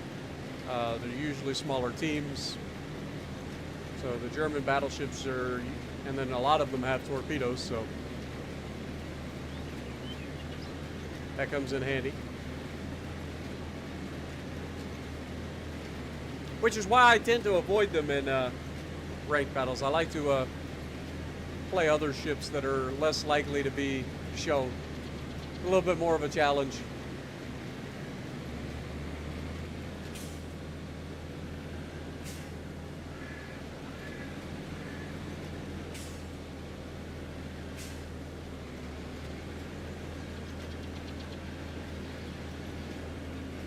I would imagine the Dekir is probably doing pretty well in ranked. And the Bortas. Both of those ships should be pretty good in ranked.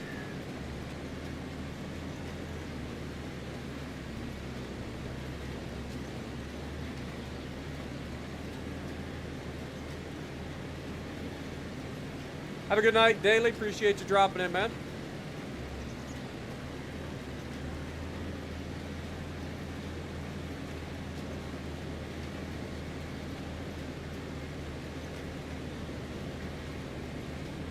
Collingwood can be very good, but it's very squishy.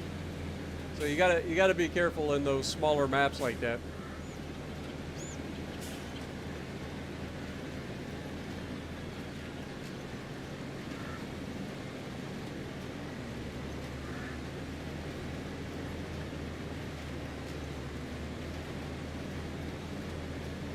But having a reload booster with 17-inch guns at tier 6 is pretty funny.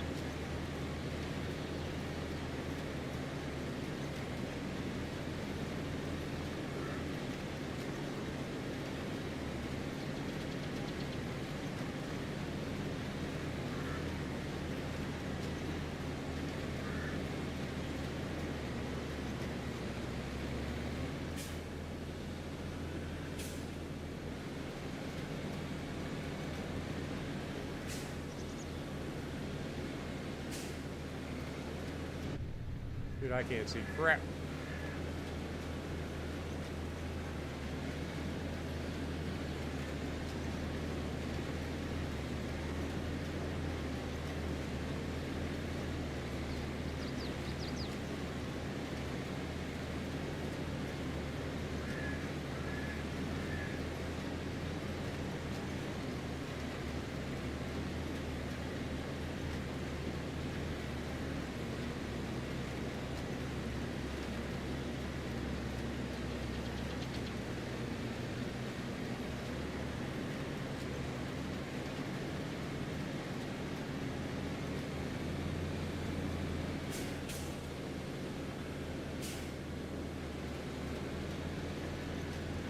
Definitely have made our tractor dirty as hell.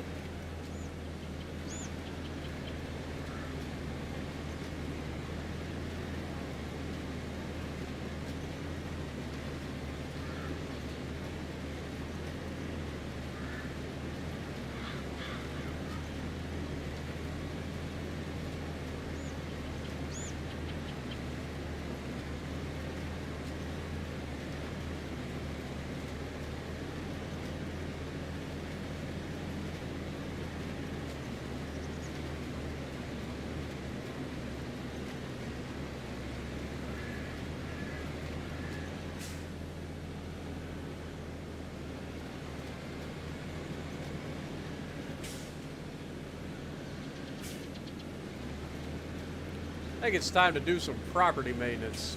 I'm gonna have to buy me a chainsaw, cut these trees down, get me a stump grinder to grind the freaking stumps into the ground,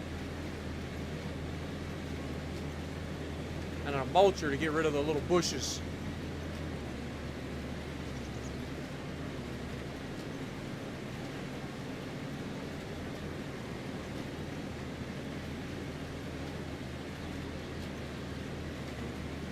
What do you think? Maybe we do that for to end the stream today after we get this planted? We'll get some equipment to do some property maintenance, get rid of some of these bushes and stuff around our like hedges. Driving me crazy. Feel like I'm working a field in a jungle.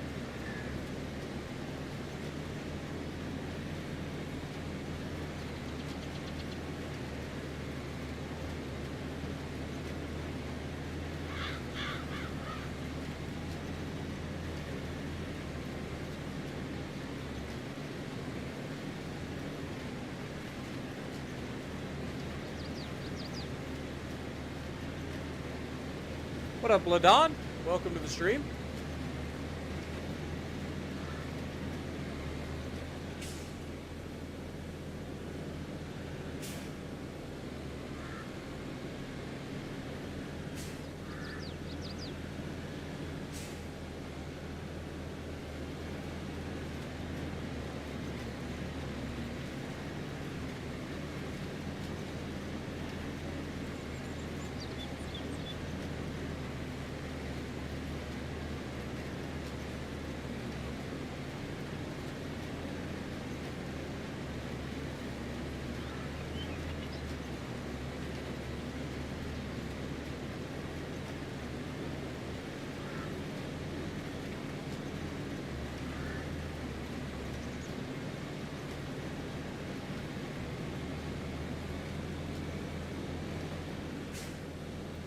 Almost done.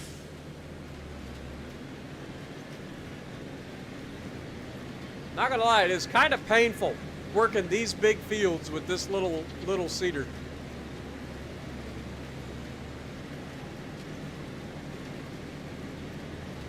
We really need to upgrade our equipment soon. Hopefully all that canola oil we're about to make is gonna make us a fortune, and we'll be able to upgrade some of our equipment. That's our hopes, anyway. What did we say it was going to take? About 10 months to go through all of that canola that we planted? Or that we took over there? I think we said it was like 10 months to process all of it into canola oil.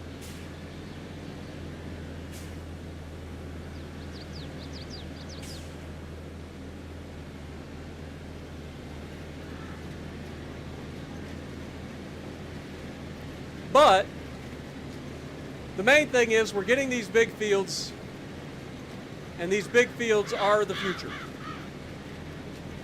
They are going to be what brings us out of poverty and into the riches. All of the riches. I will be the richest farmer. I don't know why I turned German there for a second. Very obnoxious German at that. It wasn't even like a good German accent.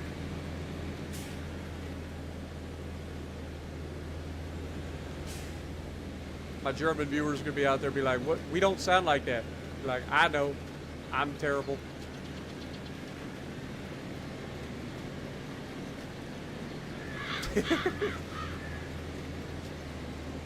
Fire the guns! Fire the lasers!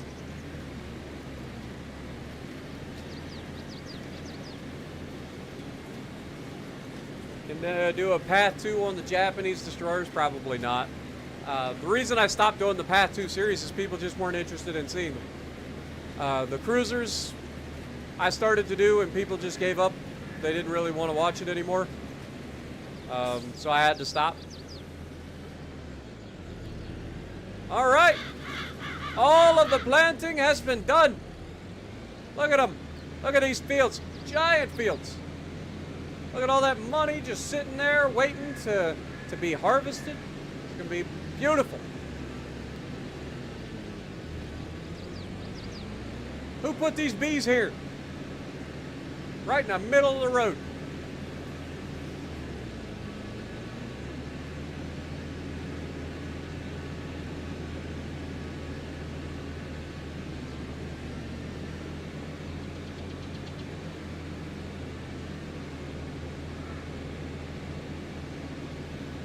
What up, Cheston? Welcome.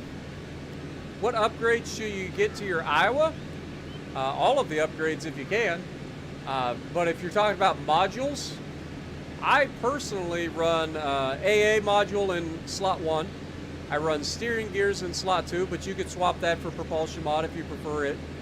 I run concealment in slot 3, and then I run artillery plotting room in slot 4.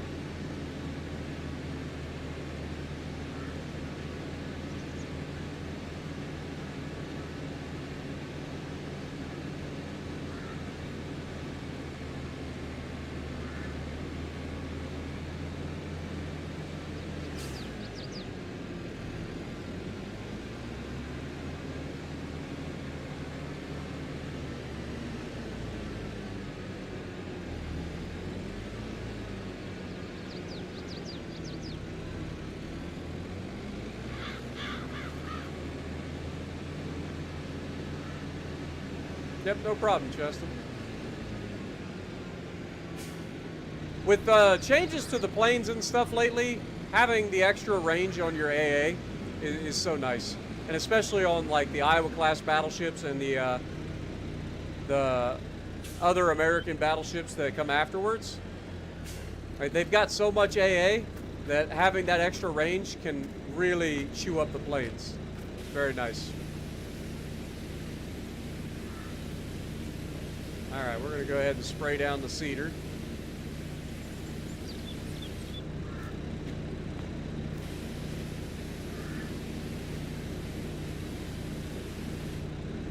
Might as well spray this down too.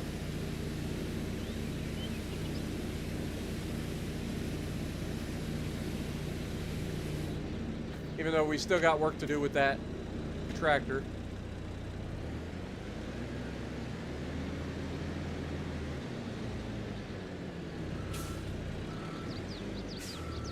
Moment you hit the wrong button, dadgummit. Just screwed the pooch on that one. Screwed the pooch on that one.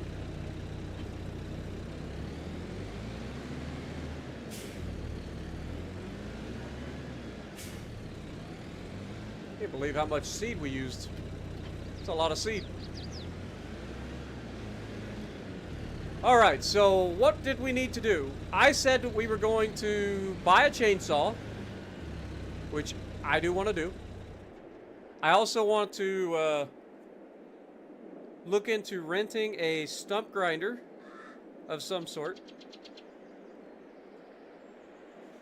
And a mulcher. So let's look into that. So let's go in here. First of all, what's in here? There's a tractor. Oh my god, it's a big tractor.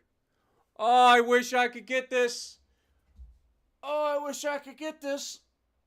This tractor would come in real handy. Not gonna lie. Oh, man, it's 41% off to it, 191,000. It's up to 500 and some odd horsepower. Like, obviously, it would be even more if I go for the big boy. 517 horsepower. This didn't cost us $229,000. Boy, that'd be a big investment for the future. Oh, shame that we just spent all of our money, man. We don't have any money for it. It's an ugly tractor. That's my justification for not buying it. It's too ugly. Mother trucker! If we just bought one of these! You know, could sell our other trailer and then pick this one up. Ah, it's not worth it. It's only going to be a couple $1,000s. Right? Yeah, it's only going to be a couple $1,000s. It's not really worth it. Alright, now what was I doing? Chainsaw. Chainsaw.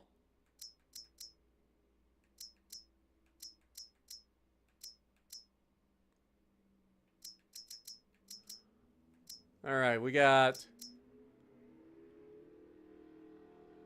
What in the world is that?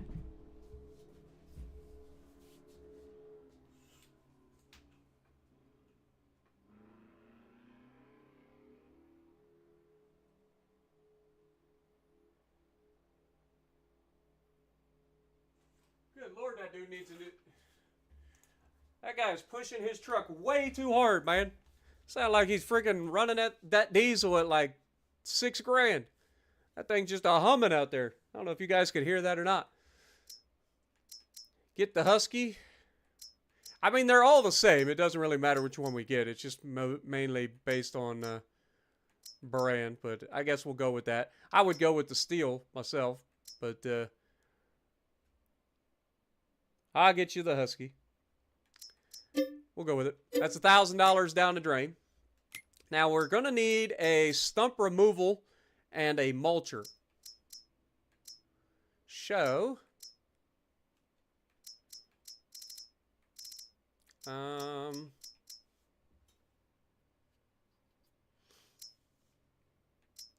mulcher.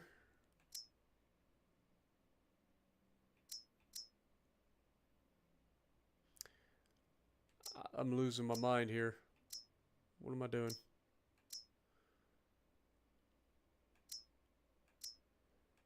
Forestry equipment. Would that be where my stump remover is?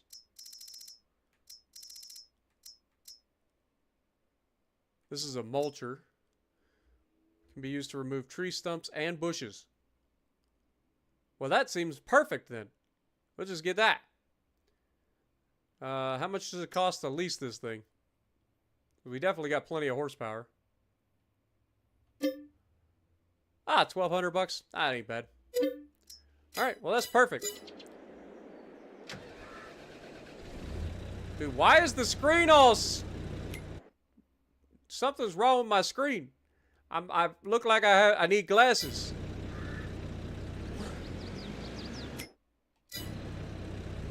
What the hell?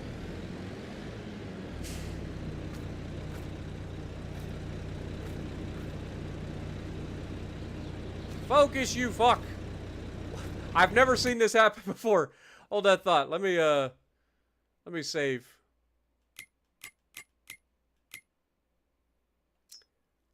I've never seen it. I literally look like I need glasses.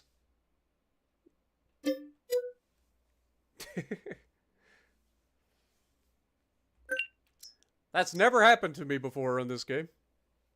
What up, legit? Good to see you. Appreciate you dropping in. Dude, I thought it was my eyes for a second. I was like, damn, I'm like rubbing my eyes. I'm like, what the hell's going on?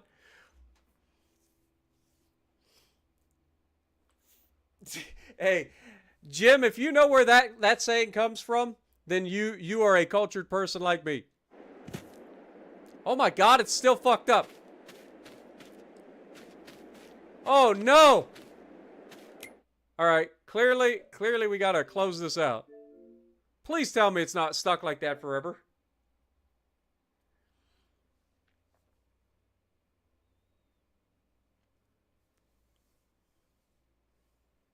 But Focus You Fuck was actually a thing that I got from AVE. If you've ever watched the channel AVE.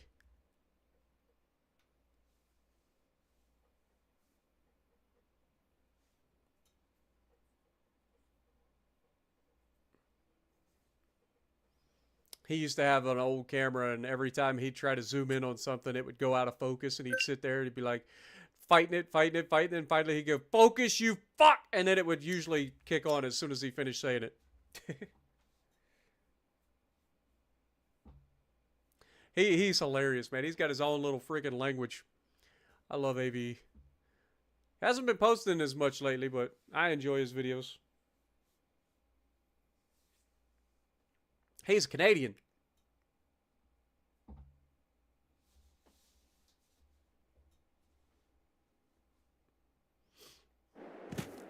Ah, I got my glasses. We good. We're good. Okay, I can see now. I can see clearly now. The rain is gone. You knew there was a song coming. Like, y'all already knew there was a song coming. Hey, look, there's our chainsaw.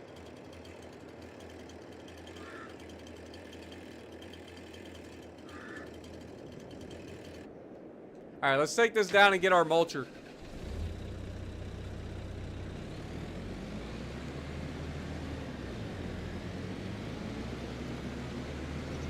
We got a lot of property maintenance to do.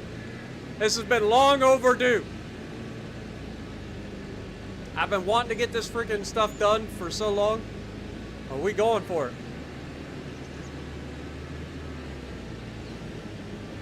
You know, I never thought of.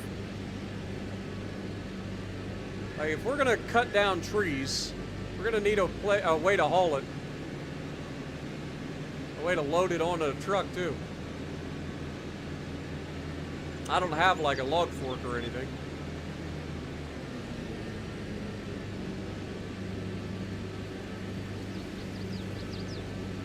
I can see clearly now, the rain is gone.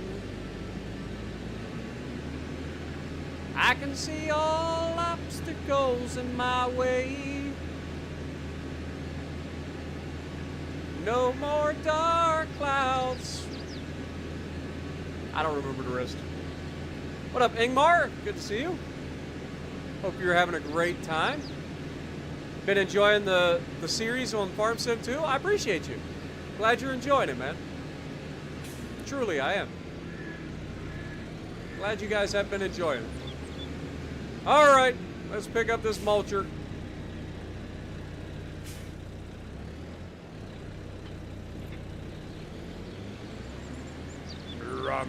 Might as well start at the bottom. Started at the bottom, now we're here. Yo, Jess coming in with a $10 bomb.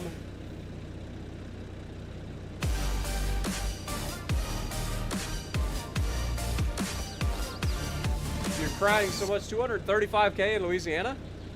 You've died and gone to heaven. This Spartan, glad you enjoy. I'm crying so much. 235K in my Louisiana. I've died and gone to heaven. Look at all these sunflowers. There's a lot of sunflowers. Thank you so much, Jess. Get a goat in the chat for Jess, too.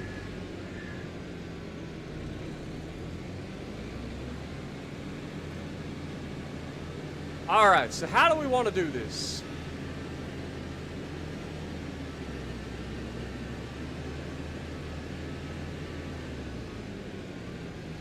I definitely want to cut these trees down, especially along this fence line.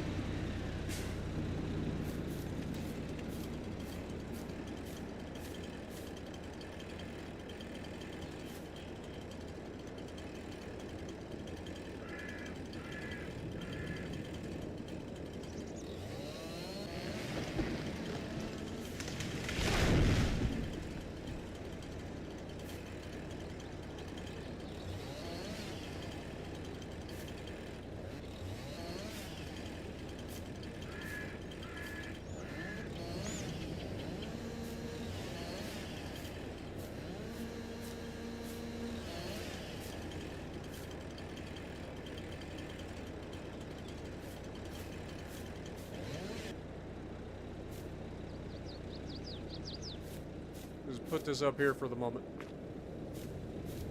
Out the way.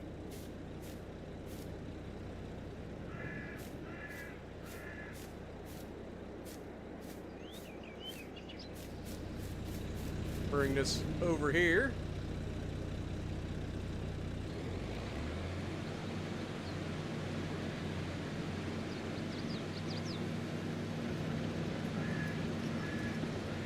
Oh shit.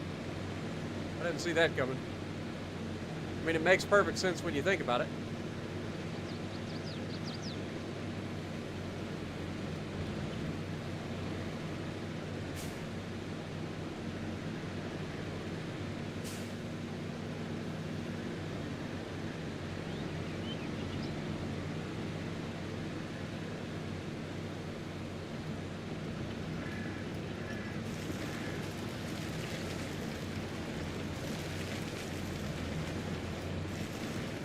All this ugly brush has got to go.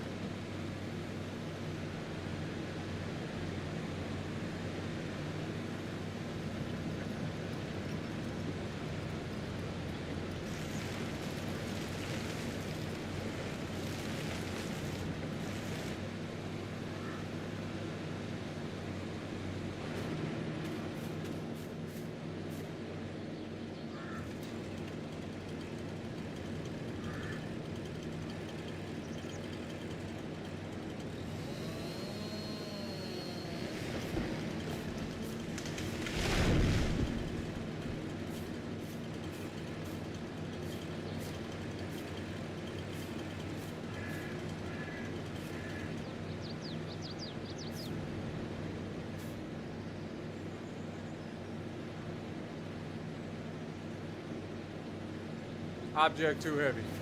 Other trucker.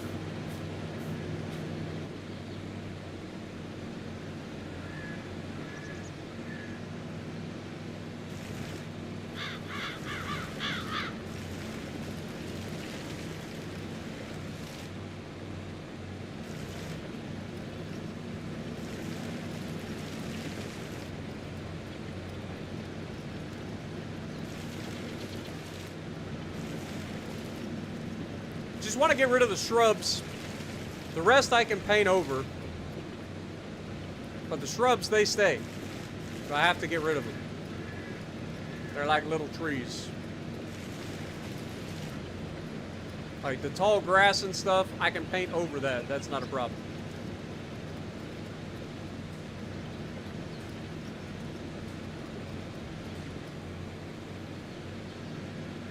Oh my God. Christopher with a K, thank you for 17 months. And Jessica with a $20 bomb, dropping 20 gifted members on the chat. Thank you guys so much, man.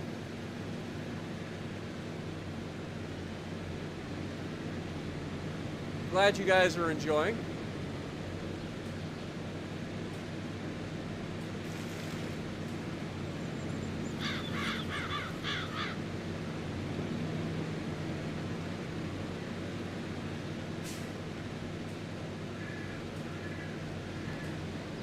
Trying to get this thing pushed up out of the way.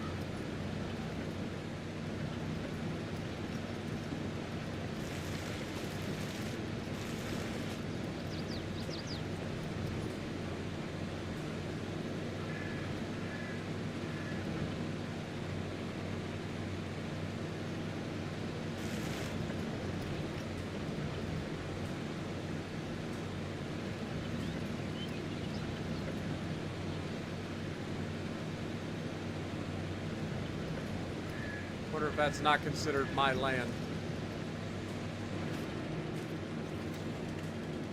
Yeah. Well, that's friggin' annoying. Alright, well that's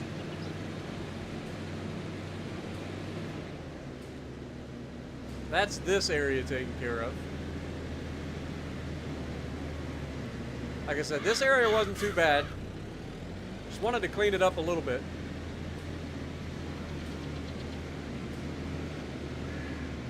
We can push these over here out the way for the time being.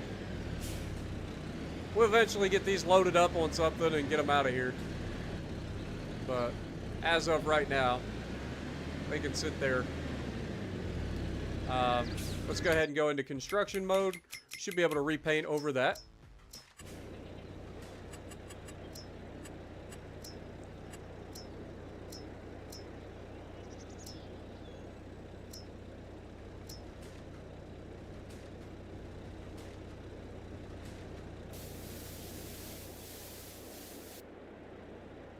Why is that not working?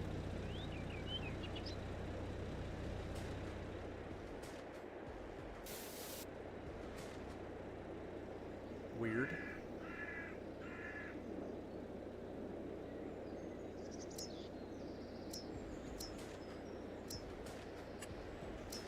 We go in here.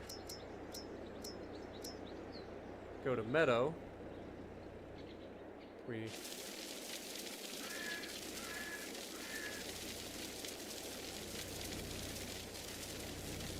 replant grass in here. There we go. Beautiful. All right. Let's head back up towards the house. What up, Black Widow? How's it going? Welcome to the stream.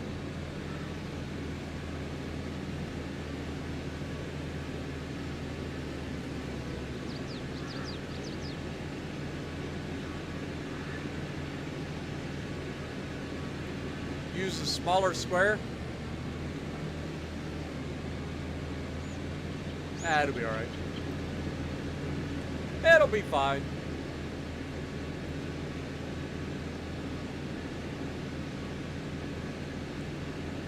Up here, we don't need to cut as many trees or anything. It's mainly just trying to get rid of the brush. That's the problem up here.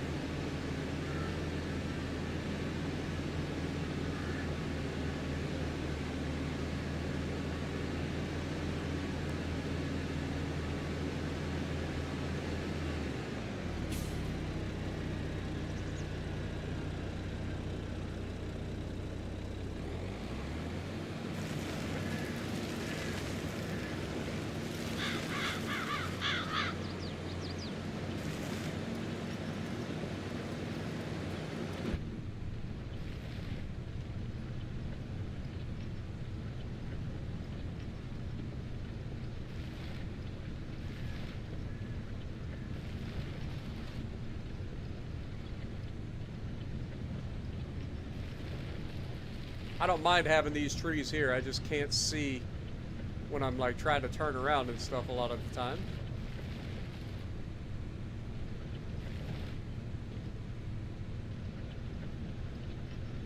So getting rid of all the brush in the area seems like a win in my book.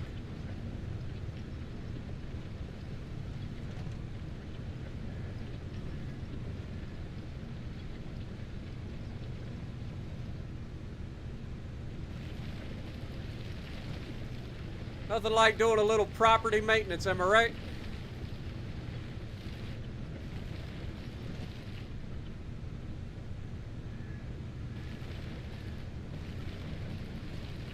Plus, this will help the trees grow a little bit better, too. In real life.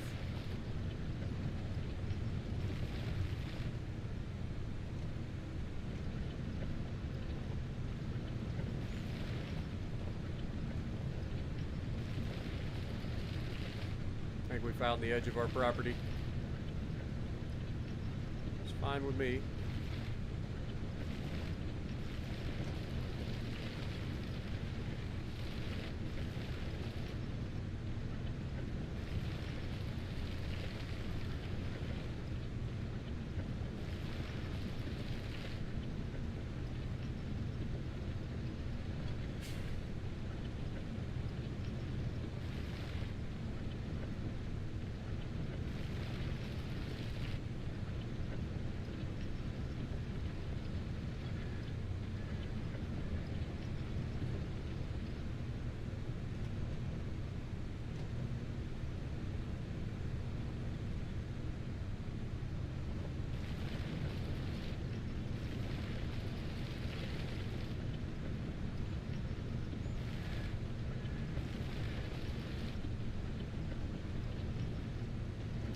Just slowly making our way through, chomping up all the little brush.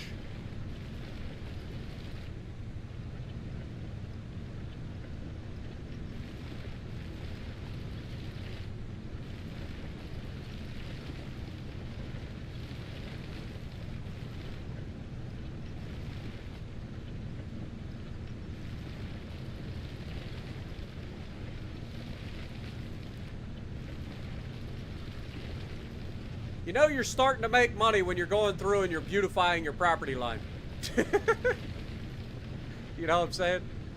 That's when you know you're really starting to make the money. Like you got enough money to throw around to try to make your property look a little nicer. And not just your property, like the property line. It ain't even like the main property. It's just the property line itself.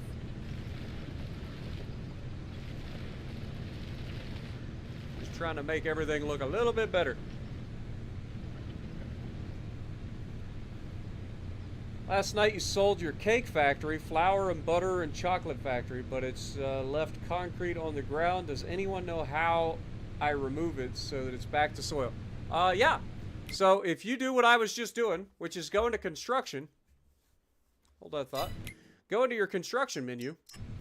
If you still own the land, you should be able to go into landscaping. And then go into painting. Painting will tell you, like, that is your surface, right? So you can go into painting and paint it over with dirt, forest, whatever you want to do, or grass. And then you go into plants, and then you can add the, if you want the grass to grow naturally, you can add either, like, flowers or whatever, or you can add this meadow. Meadow is the normal grass that you see all over the place. And then you paint over it that way.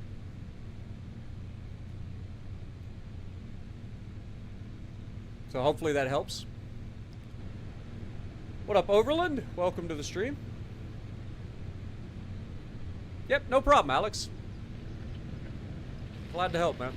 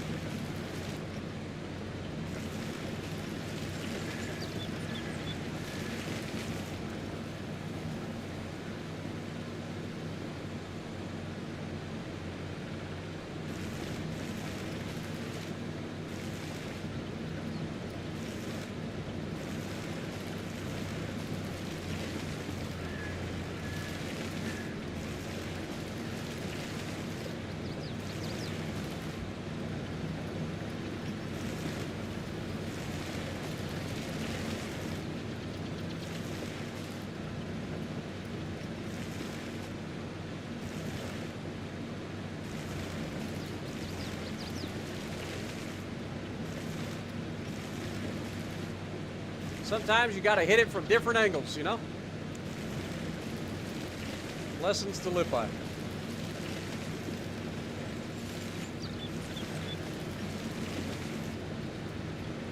All these freaking briars. Like, I can just imagine all this being briars and brush and just nastiness.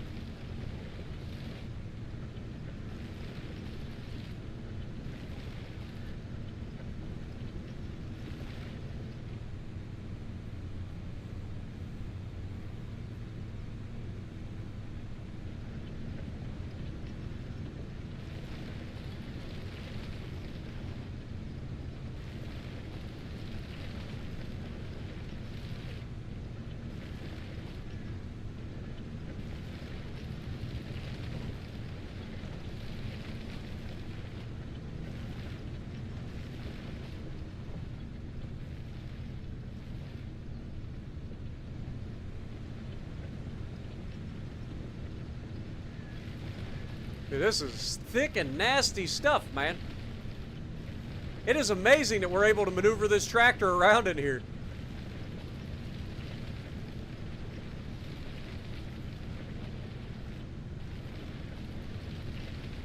But it's going to look so much better when we're done.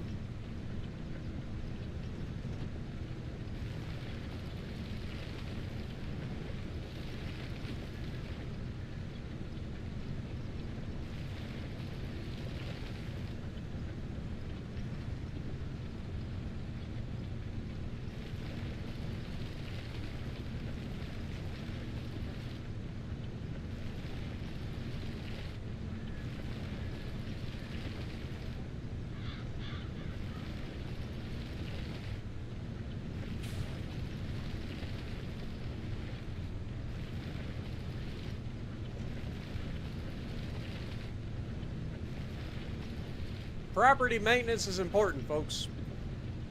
I don't care who you are. Gotta make sure you keep your property in decent shape. Don't let it get this overgrown.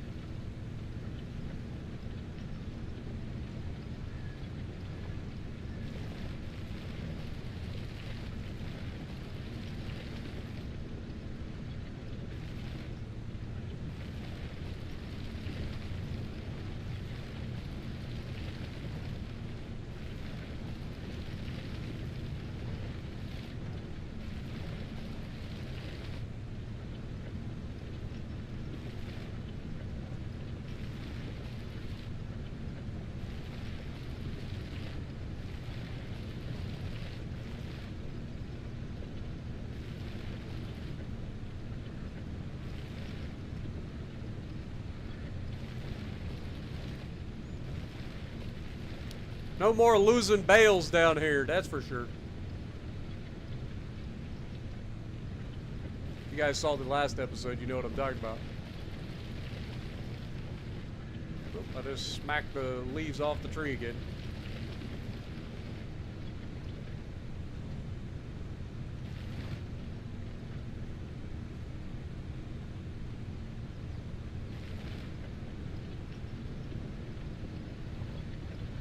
Are going to be a turd, aren't you? Got you that time. Can't hide from me, you little shrubs. Be gone.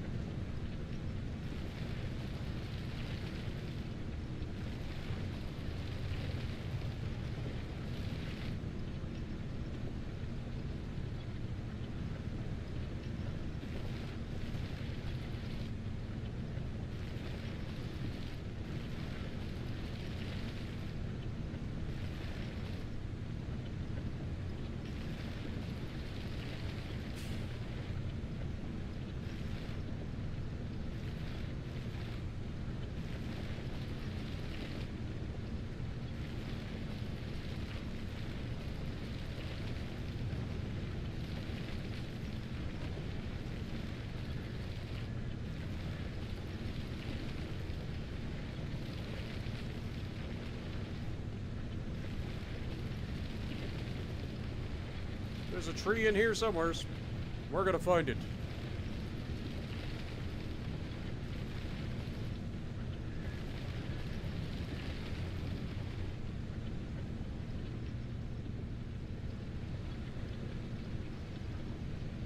Again, for those just joining us, we're just trying to clear some of the brush away from our property line here. Because we lost some bales in the previous couple of episodes, and I didn't even realize it. We ended up finding them last episode. So this will make things a little bit easier on us.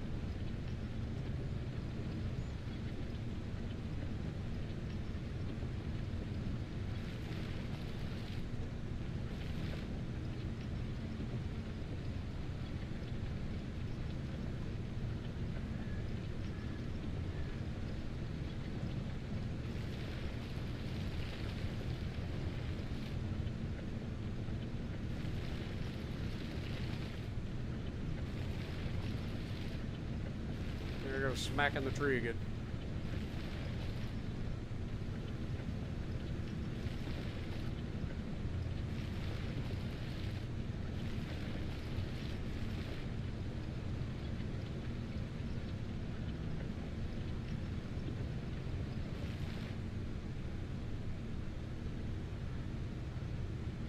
I was gonna say, some of this is not going to be our land, I don't think.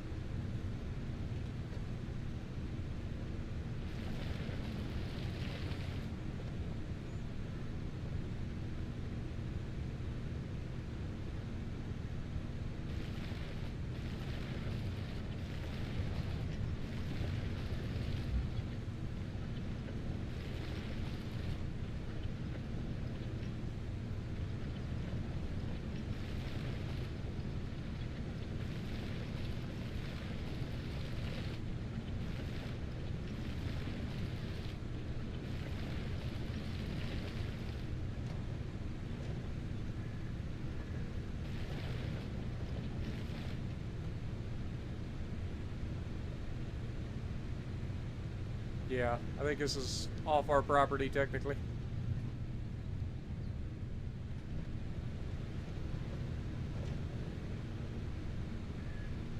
Oh well. Alright, how's that look?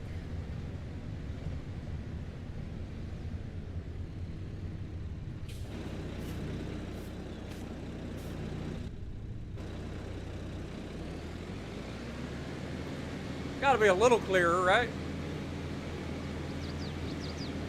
Oh yeah. Look, we got some like actual space out there now. Again, not trying to make it look perfect, just trying to clear a lot of the brush and stuff away. Apparently I missed a spot.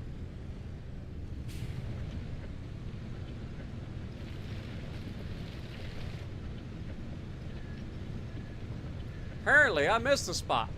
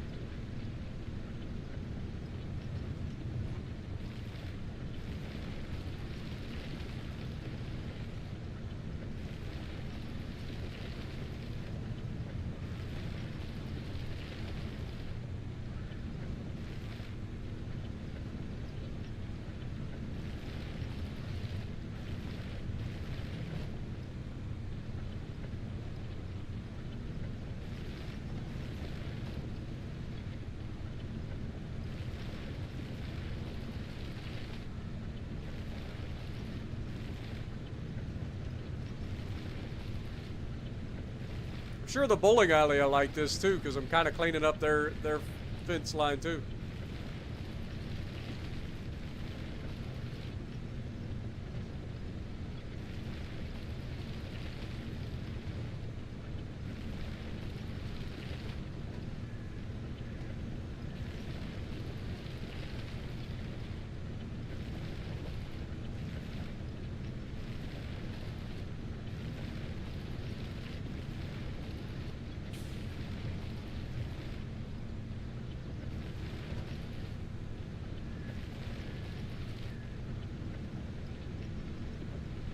And it's not like this is like a privacy sort of deal. This is just letting your property line go to shit.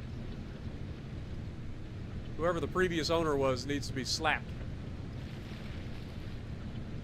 Now, out in the middle of nowhere, we let the property grow up.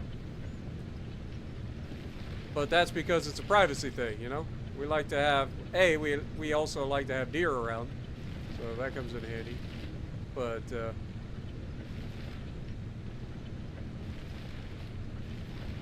getting rid of all of the bramble and brush and stuff we don't want people coming onto our property.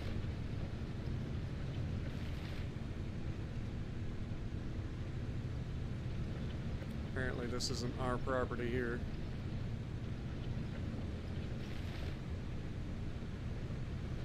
Yeah. Alright. Fair enough. What is ours?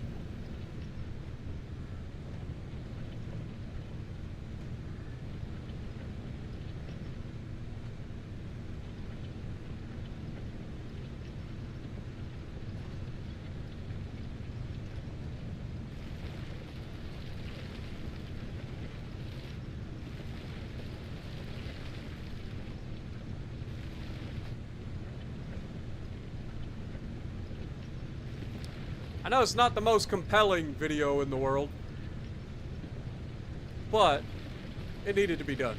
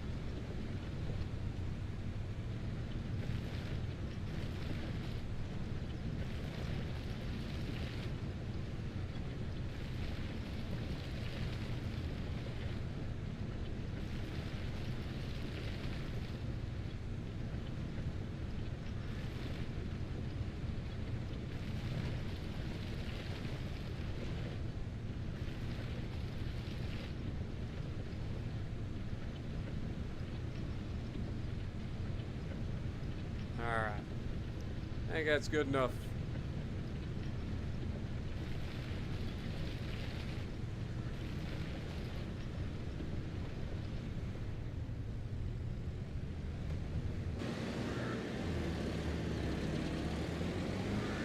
Yeah, look how much root. Look, it almost looks like they're just individual trees there, not just a gigantic wall of brush and nastiness.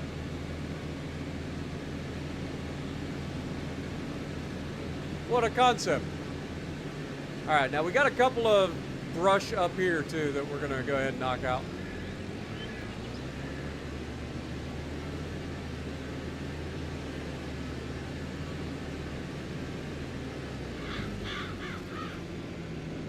Like these little brush piles here.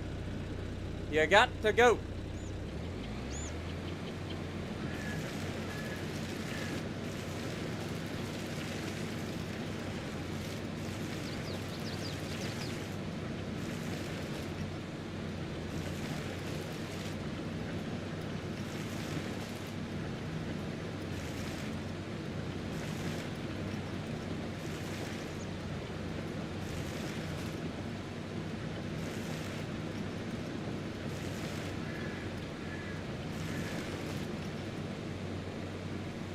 Tell you what, when the previous owner shows up and takes a look at this place, they ain't gonna recognize it. They'll be like, holy crap, I didn't realize our property looked that good. It didn't. I made it this way. I'm the one that you get to look at and go, holy crap, man, you did a good job.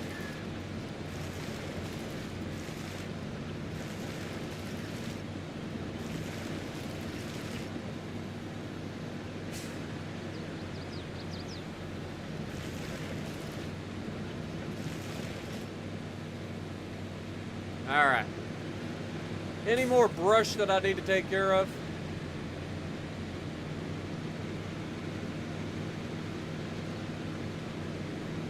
See, I don't mind the brush over here because this is like a privacy thing, you know? You got your house right here. So having like a little bit of a privacy area isn't such a bad thing. But like out in the middle of the goddamn open, it just looked like crap.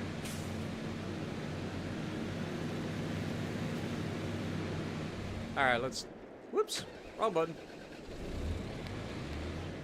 Turn that off.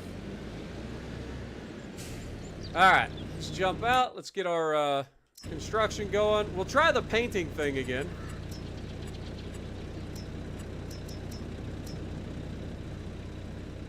Because you guys said like a smaller... Okay, so it is a smaller square. Okay. Perfect. Perfect.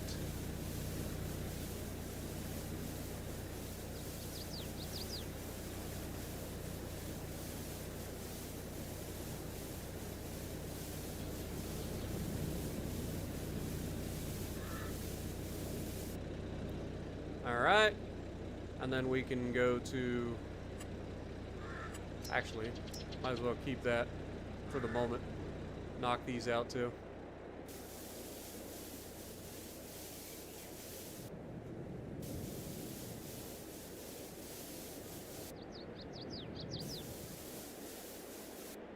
Alright, now we can put in the grass.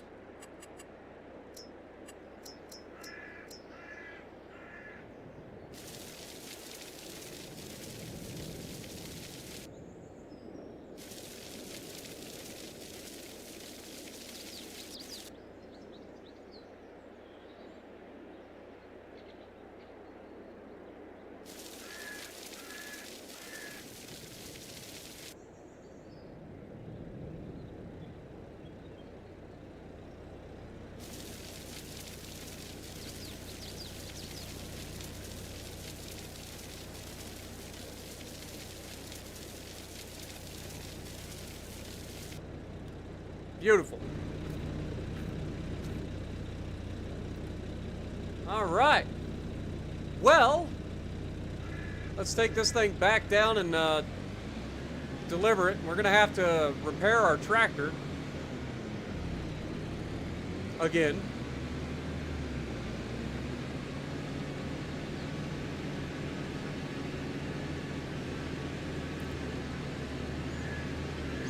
What up, Stark Giraffe? How's it going? Any suggestions on the constellation? I actually just posted a video today in my constellation, but I run Azure Lane, Colorado, if you have it, because it's very accurate on its own. You don't necessarily need to run an accuracy build. But yeah, I would highly recommend Azure Lane, Colorado if you got it. The main thing to remember is it is a battle cruiser. It doesn't have all of the armor that you'd expect out of an American battleship. So you've got like a 25mm bow, I believe. So anything 15 inches and above does overmatch you, so you want to try to like use your belt. It's got sneaky torpedo angles, so keep an eye out for torpedo opportunities. They are medium range torps, so pretty solid in that regard. But overall, I think most people would agree that Constellation's a very good ship. You just gotta learn its little nuances.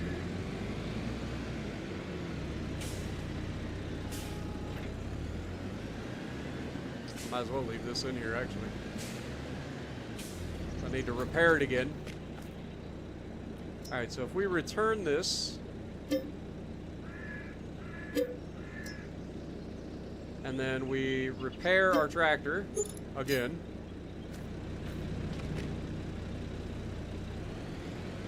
Beautiful.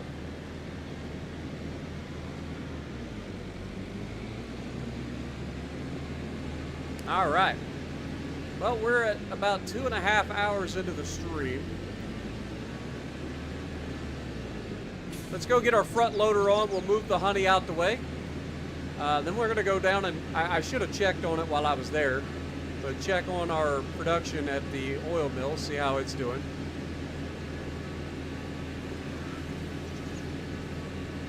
And you definitely don't want to get caught broadside because it does have a raised citadel, so got to be careful if you get caught.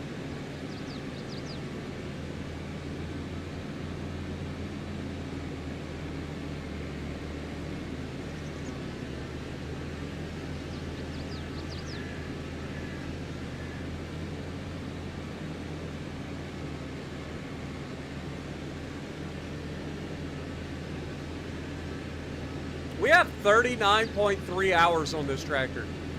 Somebody's going to have to go back to like the episode that we bought this and see how many hours that this tractor had when we bought it.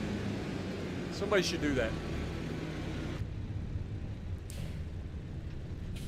I would love to know how many hours this thing had on it.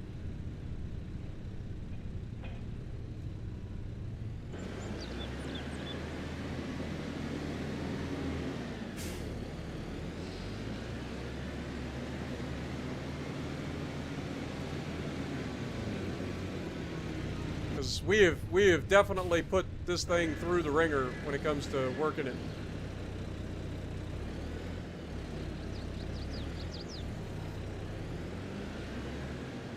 Move our honey pallets.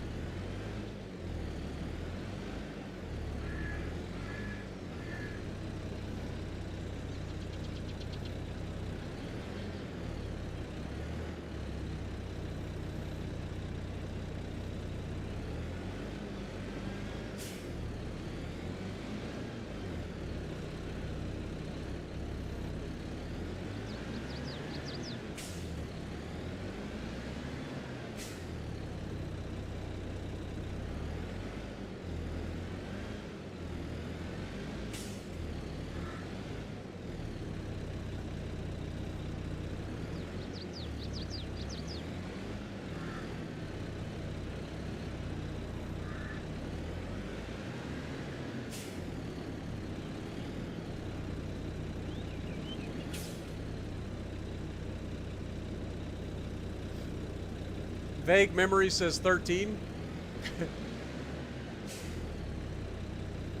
Should be in the episode where I say I flipped my tractor for huge profit or something like that. If somebody wants to check it out before we end the stream.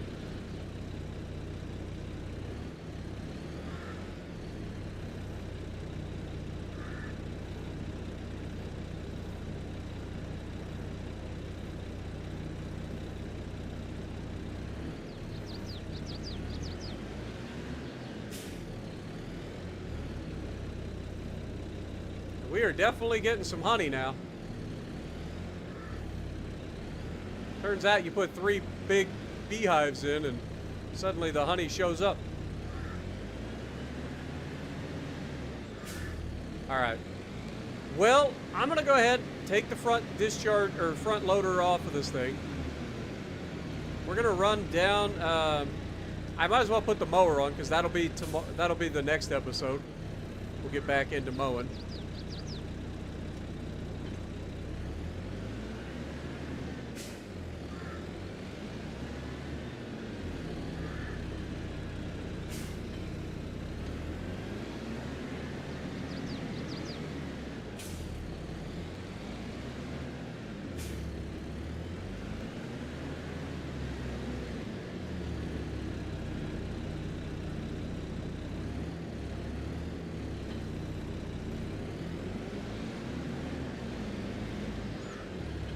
Something else I probably ought to look at is how much.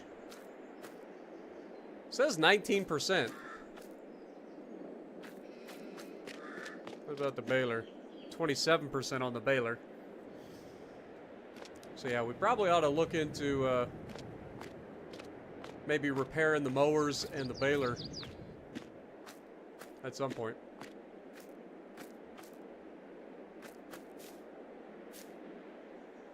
14.8 hours. Thank you so much. So yeah, we've put in. Damn. Let's check it out. So 14.8, and we're currently at, what was it? 39.4. So that would be what, 25 hours almost. That is not what I wanted to do at all.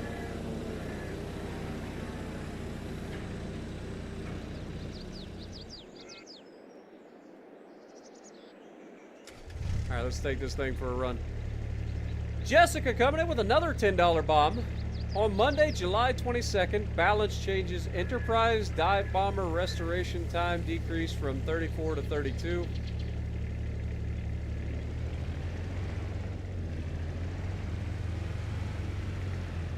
AP bomb damage increased from 27 to 33. Interesting.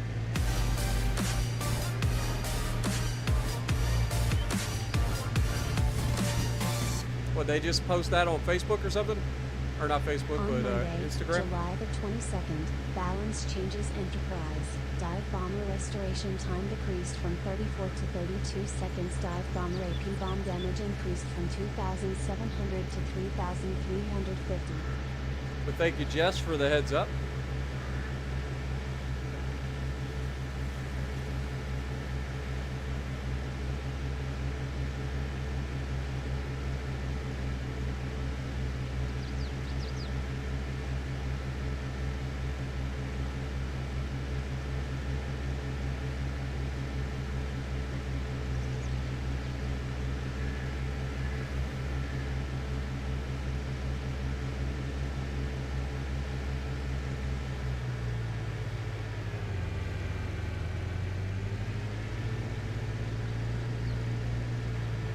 Alright, so here's our oil mill that we own.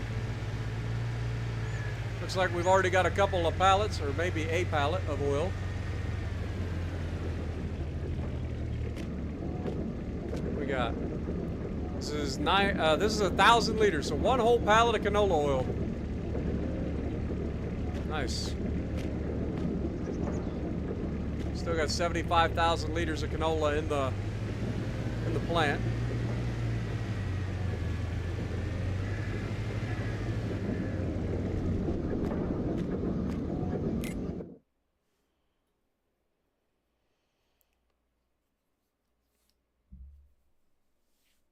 Yeah, I figured they'd buffer too. And again, I'd rather them bring out ships that are a little bit underwhelming and then end up buffing them than to do the other way. So, looks like we're about halfway through another pallet. It's not too bad. Well, that's that. Cycles per month, 4,800. You'd think we'd have a lot more canola oil done.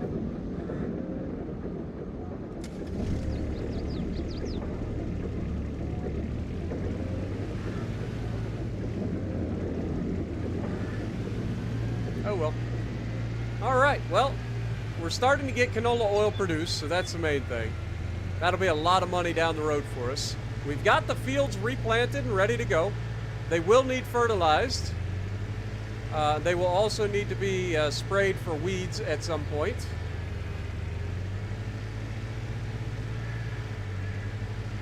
And in the next episode, we got to do our mowing of our grass too. So, still a lot of stuff to go, man. Never ends. Just always busy here on the farm.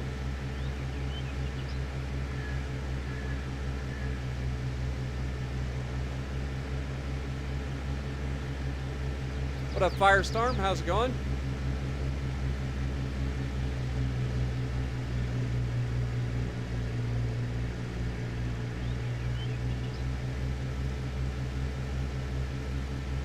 I was gonna say 3350 is better than what it was. It's still a little bit on the weak side, but you got to think that it's dropping a lot more bombs than, say, the German carrier is.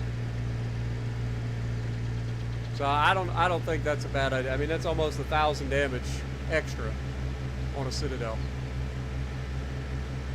I think one of my best drops ever was 5 or 7 Citadels, something like that. So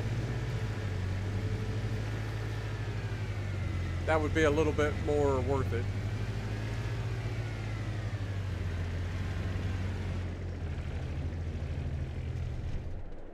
All right, well, we've done pretty good. Again, we set out to do some things today, and we got them all done.